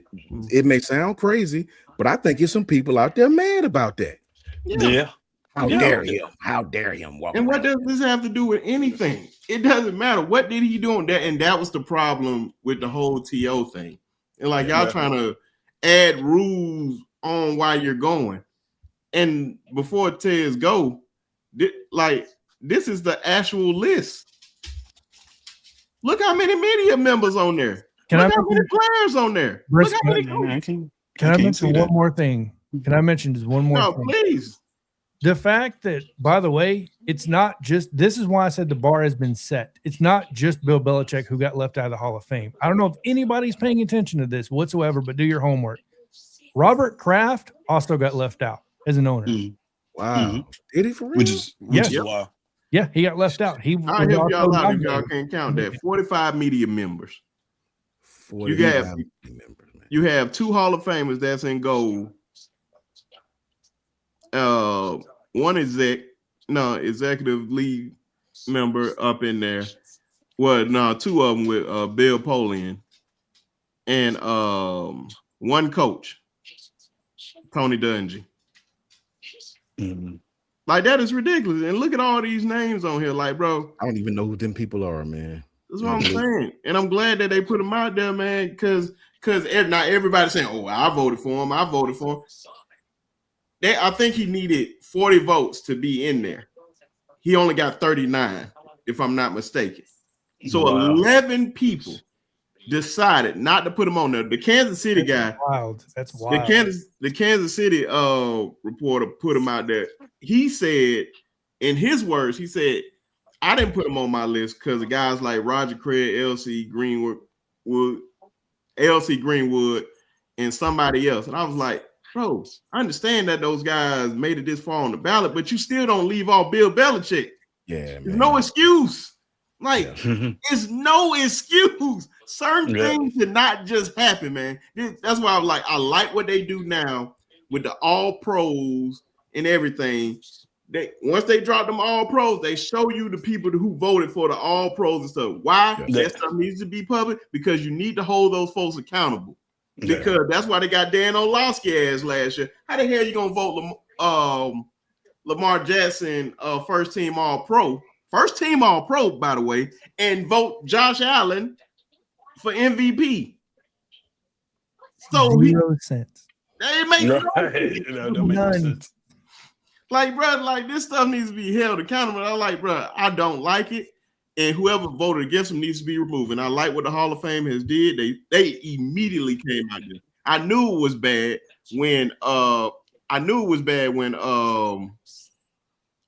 from the Deion Sanders, the Troy Aikmans, the Michael Irvins, the biggest stars of stars in this league history coming out saying this is some bullshit.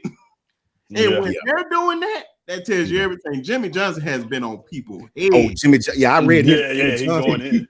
He going in. Bravo, Jimmy Johnson. Bravo, He's been on folks' heads. And he said, I'm not even coming. Why? You don't have this man up here. 2 guys that we know for sure is going to be in there, and ain't no doubt about it. You might well put, if you bet against it, you're going to lose money. Drew Brees and Larry Fitzgerald, they're going to be in the Hall of Fame. No question about it. That man, Bill Belichick should have been up there with him. If I was them, this would be the one year I would do that. Be like, F what y'all saying, that man going in. We're about to witness a Hall of Fame where Eli Manning gets in and Bill Belichick doesn't. Yeah, now that's crazy. That's crazy. It's not the Hall of Very Good. This is the Hall of Fame, the best of the best. I don't care if you beat Tom Brady in the Super Bowl twice. Everything else, I can't name nothing Eli has really done. You take away that. It's not the Hall of Very Good, man. Like Dan Marino, like people would take Dan Marino over Eli Manning any day of the week. And Any day of the week and twice a month. For sure. Like it would be a fool to say, well, he ain't got no Super Bowls. I'm like, bro, you know how crazy that sounds? Yeah, you know what you're watching. Yeah. Frank Gore's getting Yeah, him too. But go ahead, Ted, my fault. I'll keep it quick, man. Listen,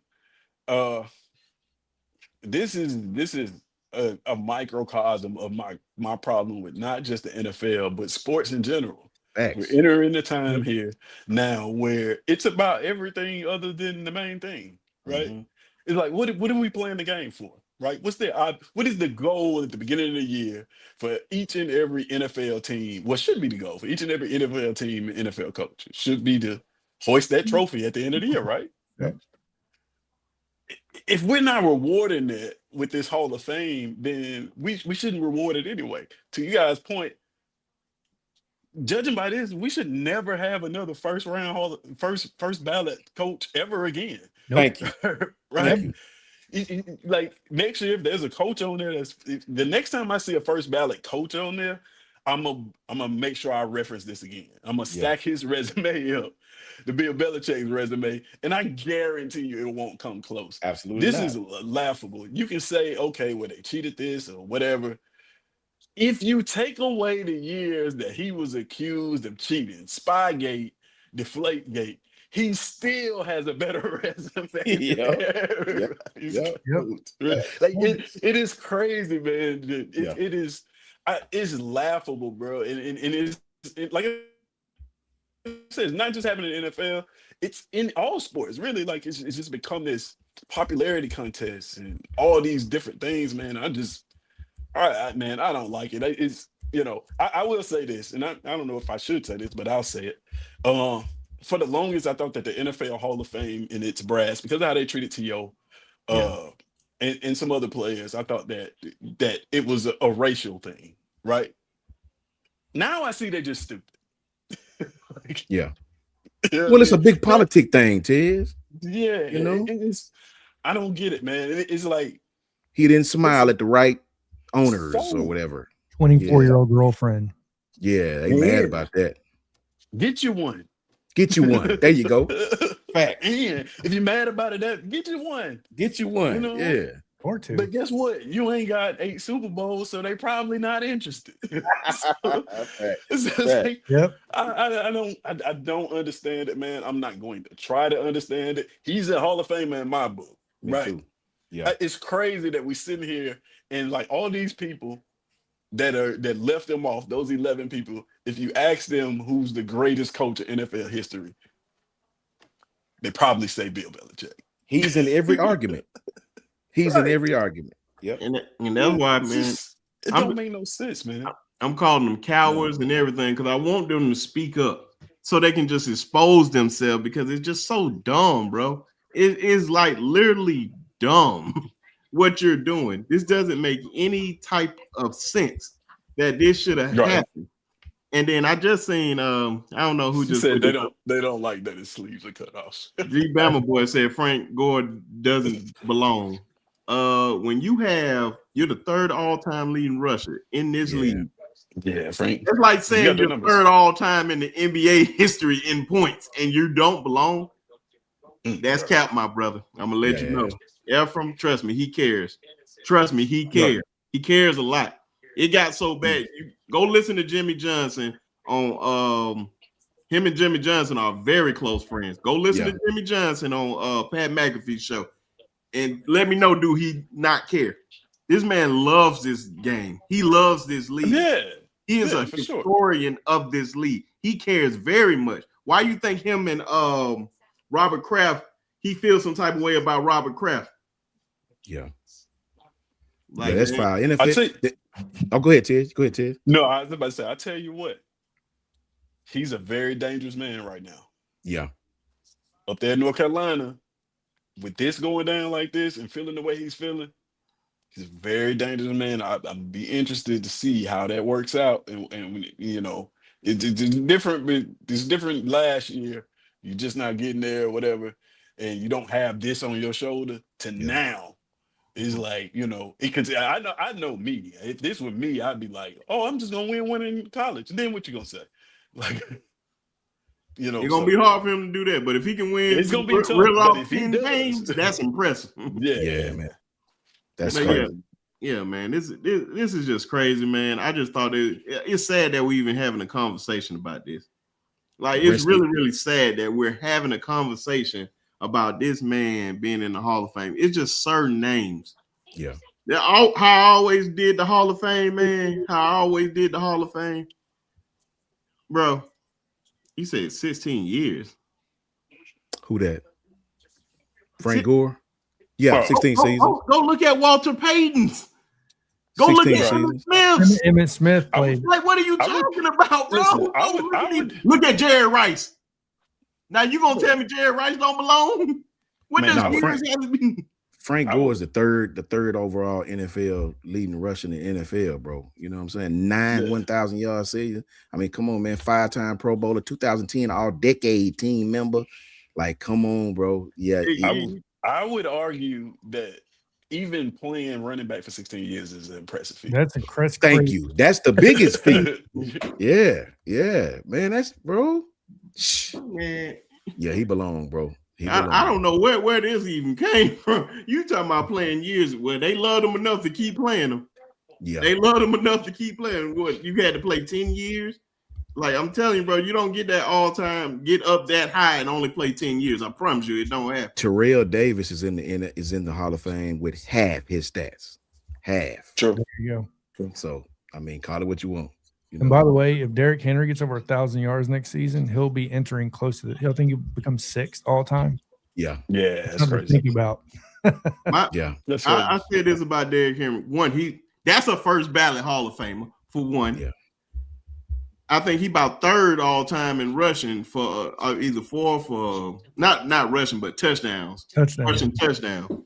But I said, man, my dude is 1 Super Bowl away. And I still would say it if he doesn't get a Super Bowl. 1 Super Bowl away from having the greatest football life as a running back. To dominate high school the way he did. To dominate college the way he did. And then not play his first 2 years in the NFL and to do what he's doing, I am highly impressed. Yeah. Yeah. Dude should be a Hall of Fame at every level of football he's played, to be honest with you. So, G-Bama, my brother say Gore never won the rushing title.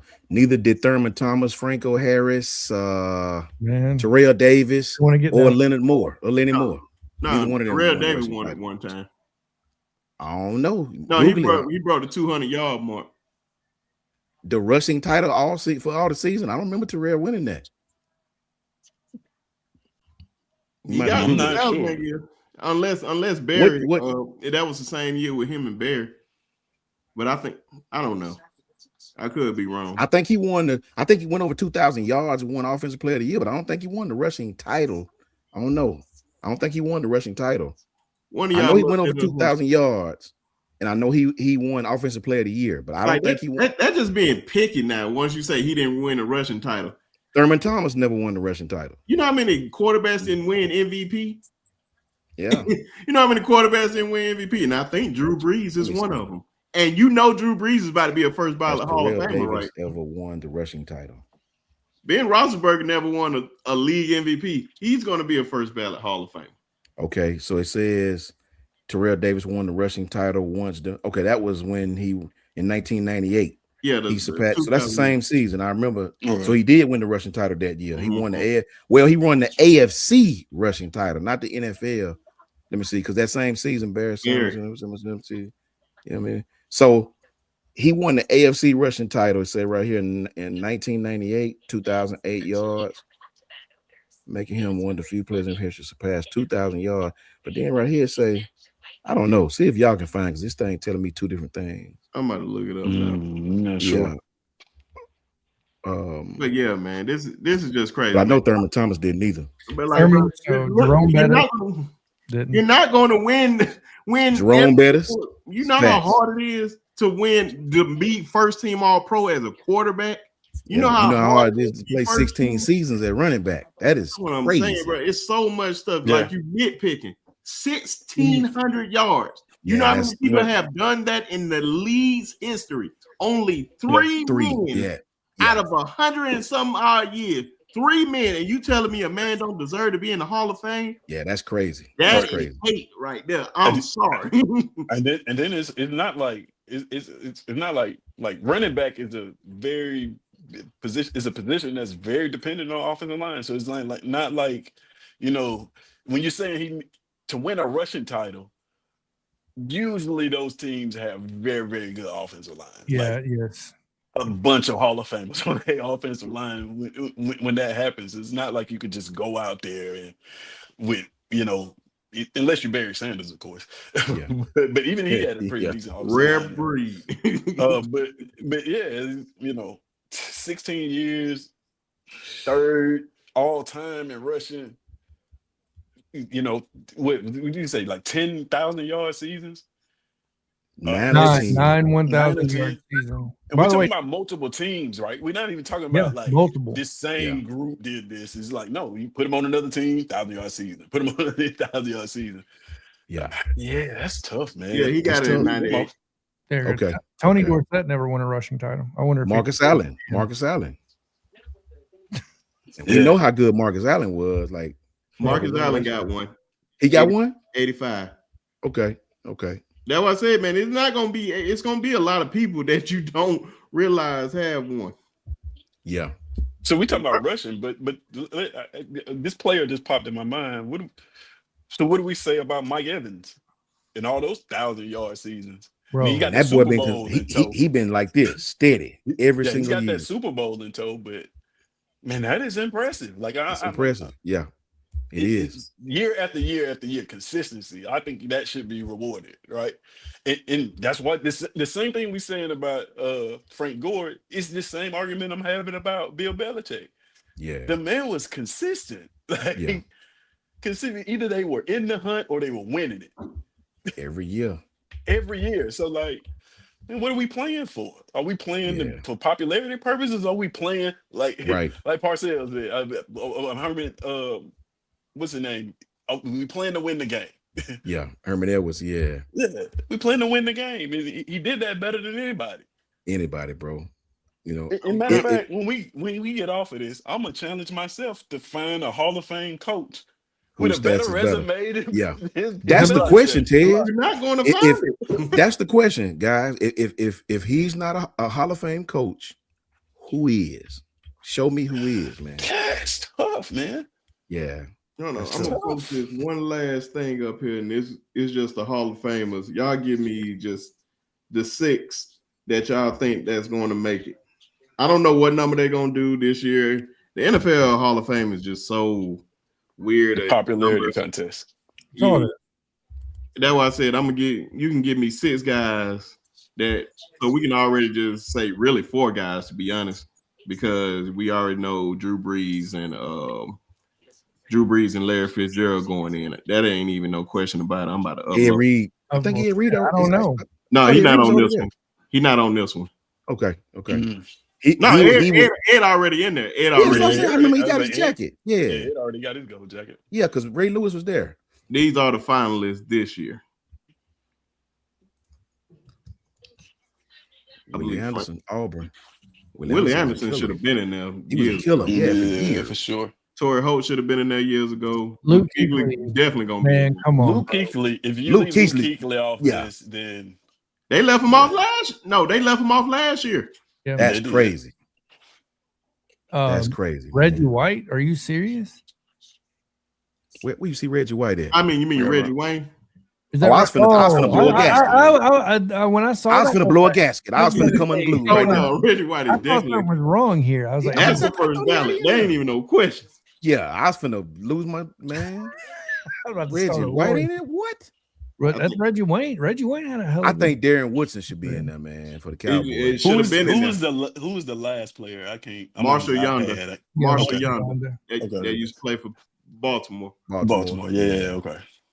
That's why I said if I had to pick outside of Larry and Drew. Joe Thomas is in, right? You would have to put Joe Thomas in. Yeah, Joe went in on the first ballot. Okay, I was about to say. I'm just making sure. Larry Fitzgerald should be there, man. I'm saying Frank, Torrey Holt, Luke Kuechly. I said 6. I have to put in Adam Vinatieri. You talking about? Oh yeah, and Adam kickers of all time. But I believe mostly all these guys deserve to be in there. I don't think Eli deserves to be in there. Not this year. How many did they pick last year? How big was the class? 4. Like that's what I had a problem with. They only picked 4. Okay. Like, bro, you could have put in Luke Kuechly with those guys. Like, what are you doing? So I give you my 4. I guess I'm just gonna pick 4 that I think definitely need to make it. Luke Kuechly is the first one for me. Easily. Luke Kuechly, Larry Fitzgerald. I'm gonna go Torrey Holt, and it's a little tough. But I wouldn't be mad. Well, I said Drew Brees and Larry Fitzgerald. That's automatic. But give me 4. That's not them. Yeah, I don't have them in the 4. So if they, if they came out with 4 and they said Drew Brees, Luke Kuechly, Torrey Holt, and Larry Fitzgerald, I mean, still leaving off Gore. And Terrell. I think they have to do 5 in this class, I think. So Frank is not in yet? I see Frank is not in yet. I think this is his first year. I think this is his first. Yeah, he played so long that he's just now becoming eligible. 88 years.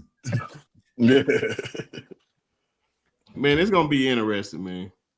Now I gotta go Darren Woodson, Luke Kuechly, Willie Anderson, and Frank and Larry Fitzgerald. No, I say without naming Drew Brees and Larry Fitzgerald. Okay, take out Larry Fitzgerald. Okay, I would go Darren Woodson. I would go Luke Kuechly, Willie Anderson, and give me Drew Brees then. I go Drew Brees. No, without naming Drew Brees and Larry Fitzgerald. Oh, damn, I'm tripping. Give me Terrell Suggs or Adam Vinatieri, one of them two. Terrell Suggs, he was a mainstay in Baltimore for years. I don't know how Adam's not in the Hall. Adam should be there. They have less kickers than Adam in the Hall of Fame right now. Yeah, Matt Barr. I mean, come on, man. If you look up Hall of Fame kicker in the dictionary, it's probably a picture of Adam Vinatieri. Yeah, that man played for like 50 years. Yeah. Look at the major kits that he made, the important kits. Help the dynasty. As Tom Brady, will he be there? He will be front and center. Thank you for all those closers. Ephraim said it's not that easy. It's not that easy to pick them, but I can guarantee you, I can pick 4 that'll mess it up. Man, it's easy to mess it up. I can guarantee you that. I remember them Auburn days with Stephen Davis, Big Willie Anderson. Yeah, Willie Anderson. And Stephen Davis was about 6 foot 230. Underrated, boy. Underrated. Man. It's crazy. That's when they had Frank Sanders at receiver. Man, I remember them days. That's when they used to give Florida the blues, boy. I remember them days, man. And they still do like the the legacy players too, right? Yeah. The clay helmets. Yeah. Yeah. That's a little FOMO. I had to do my research on them cats. Sometimes and some hardcore brothers play football with no face masks. Man. Yeah. When they put their picture up on the graphic and it be in black and white. Them the real ballers back then. Man, you're a better man than me. Much better man than me. You got on shoulder pads and all that with no face mask. Shoot, helmets. Bruh. It's crazy. Really? But appreciate everybody coming on in here, man, giving y'all perspective. If y'all have a Twitter, call out these dumbass people that saying Bill Belichick doesn't deserve to be in the Hall of Fame. You shouldn't even listen to them talk football ever again. Ever. I mean, literally ever. Some things you just can't let slide. And you just got to call. I told you, man, I can have a debate with people. But when it's just straight up stupidity, I won't argue. I probably wouldn't even listen to you again. I'll probably just block you just because I don't want to hear you. and those two, like Skip just says dumb stuff, but Rob Parker is just a complete, I can't deal with this clown no more, bro. I'm sorry. But I'm gonna let the brothers shout out their channel and we gonna get up out of here, everybody. Yeah, that's still a crazy thing. Big men on campus for real. Yeah, it is. That's crazy. Yeah, it is. Had all the ladies. But go. Since you said that, Ted, man, since you're the Auburn fan, man, you go ahead and go first, man.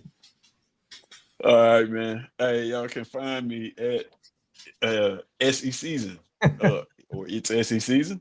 Uh, it's pronounced just like it's spelled. SECZN. I figured that is the best way to do it. It helps some of the players out in the Senior Bowl when they're having a little trouble. I said, just sound out the letters, man. You'll get there. But you can find me at It's SE Season here on YouTube, and on Twitter and all platforms. And I've been off for a week because of the Senior Bowl. Plan on Tuesday getting back at it, and I'm dropping content now. I'm slowly dropping it. Trying to deal with this horrible hotel Wi-Fi, so y'all got to bear with me on that. But yeah, man, just a dude who loves football. So yeah, come follow me, man. Subscribe, and we have a good time over there. And of course, pleasure you guys having me on here. Always good to talk football with my guys, man. Looking forward to seeing Jonathan tomorrow, man. Hey, make sure you hit me up. I'll be down here doing something. Drinks for on sure. Kids. I didn't say that. I don't drink anymore, so I don't have to worry about that. Cigars on Kids. Well, yeah, drinks on me then. Exactly, right. You got a good 24-pack of Aquafina. Man, I'm up here drinking zero sugar now, so I gotta get myself back. There you go, John. Same. Okay. Good stuff. Yeah, man. John. But yeah, man, appreciate you guys. Yeah, for having me in the chat. Appreciate y'all too, man. John. All right. So if you catch me over at the Bama Standard, obviously every Sunday night at 8 p.m. Central Time, and you can catch the rest of those fellas Tuesday night. Be at J Lewis on X. And look, Dr. Pepper, if you're ever going to watch this, zero sugar, sponsor me. I'll take it all. It tastes pretty damn close to real Dr. Pepper. So, but with that being said, appreciate the invite, Brinsky. Nice seeing you, Taz, on here. Obviously, Coach Shawn. Everybody in that chat, Manitra, Kimberly, G-Bama, right, Ephraim, KB in here, everybody else. Coach Carl, I got in here for a little bit. I already said Ephraim, right? So the White, that's all you in here. Keith Hope, J Money, all you guys, appreciate the love. Yeah, at J Lewis on X. Coach Shawn. What's up, Ray? We just shut it down. Ray came in been here late, man. Oh man. What up, Ray? Ray? Yeah, man, love being with my brothers one more time, bro. It's absolutely awesome. And don't forget, everybody that's still in the chat, please stay tuned. B Sharp is going to give you the date. We're gonna have a live show. We going in. We're gonna have to get Tez or somebody to draw us up a good tournament with all the teams. We're gonna have one hell of a debate, man. I told Brinsky he got to be on the mute button that night. You know what I mean? We're gonna try to get everybody as much as what this shit is the StreamYard to let us put on here. You know what I mean? 10, so Max. yeah, it give you 10. Okay, we hopefully get all the older guys up here, some younger guys, you know, from Miami, all the Miami teams, Nebraska teams, Bama team, and we just gonna talk. I think we're gonna have a huge crowd for that, and all of us will repost it and promote it, right? Yeah, so everybody stay tuned for that. You know, stay tuned for that. Wait for that, man. That's gonna be a good one. Yeah, man. That's gonna be a good one for real. It has everybody get everybody will get Nick in them. Everybody you can daggum think of, man, we rock with, man. Shout out to all of our Wu-Tang Clan, everybody. And you can definitely find me at JMHO Sports Talk. Just my humble opinion. That's what it stands for. JMHO Sports Talk on Twitter and YouTube. Much love to B Sharp for letting us come up here and just like Ted said, just some guys that love football. Oh yeah, man. And appreciate you for the idea to even do that, man. Yeah. Because that's gonna be one. It's gonna be like a battle royale football. Yeah, somebody had a mute button for that night. Yeah, that's what I said, man. I probably just have a minimum of 10, man, because I already know how that's gonna be. And it's gonna be wow. 10 is a good number. 10 is a good number. You know? And I mean, folks gonna have their opinions this way. I'm telling you, man, I can't wait. And that's why I said, everybody in the comment section. Not on the live comment section, but when the show go off, put your team that you believe need to be in there, and then I'm gonna put it among the fellas, and then we just gonna vote. Certain teams that we know just automatic. 2 teams I know is an automatic lock on there. The 2001 Miami team and the 2019 LSU team. I don't know which Alabama team to put on there. 95 Nebraska. Yeah, it's about 95 and Nebraska. 95 Nebraska. So Shawn, I those knew you were three gonna bring teams. that up. Damn, I may have to make it bigger than 24, and then we just make it. Probably at the most it's gonna be 16 or 24. We'll see. Don't water it down too much. Don't water it down. We don't want Yeah.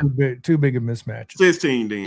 Toya, all our homegirls, go to YouTube and type in 1995 Nebraska, Tommy Frazier, and just enjoy. Just enjoy. Yeah.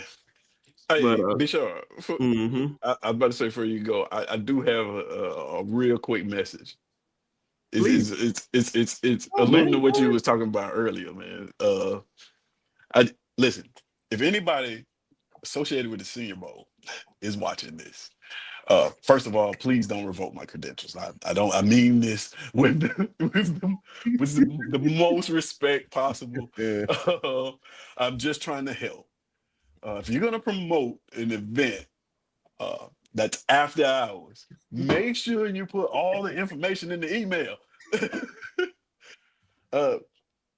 I'll keep it brief. There was an event that was promoted for last night, Wednesday night. I wasn't gonna go. I was talking to Sharp. Sharp said, "Man, you ought to go network." Whatever. I was already in the hotel room. I talked my wife. My wife was on the phone. She was like, "Oh, you gonna pay all that money for a rental car and a hotel? You go down there and you're not gonna participate in everything?" I'm like, "Yeah, y'all right." So I finally get up and I go to this event, and I get there, and when I get there, there's a huge sign and it's bouncer at the door, and it says, "No t-shirts, no jeans, no sneakers, no hats."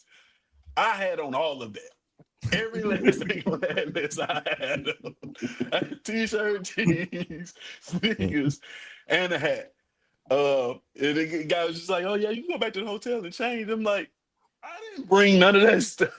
I literally got comfortable clothes. I got on what I had on after the practice. I thought we just, go from migrating from one place to another.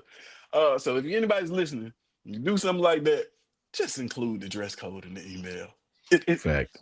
I promise you it'll be a lot more helpful for people like me who live in t-shirts, jeans, hats, and tennis shoes. Bro.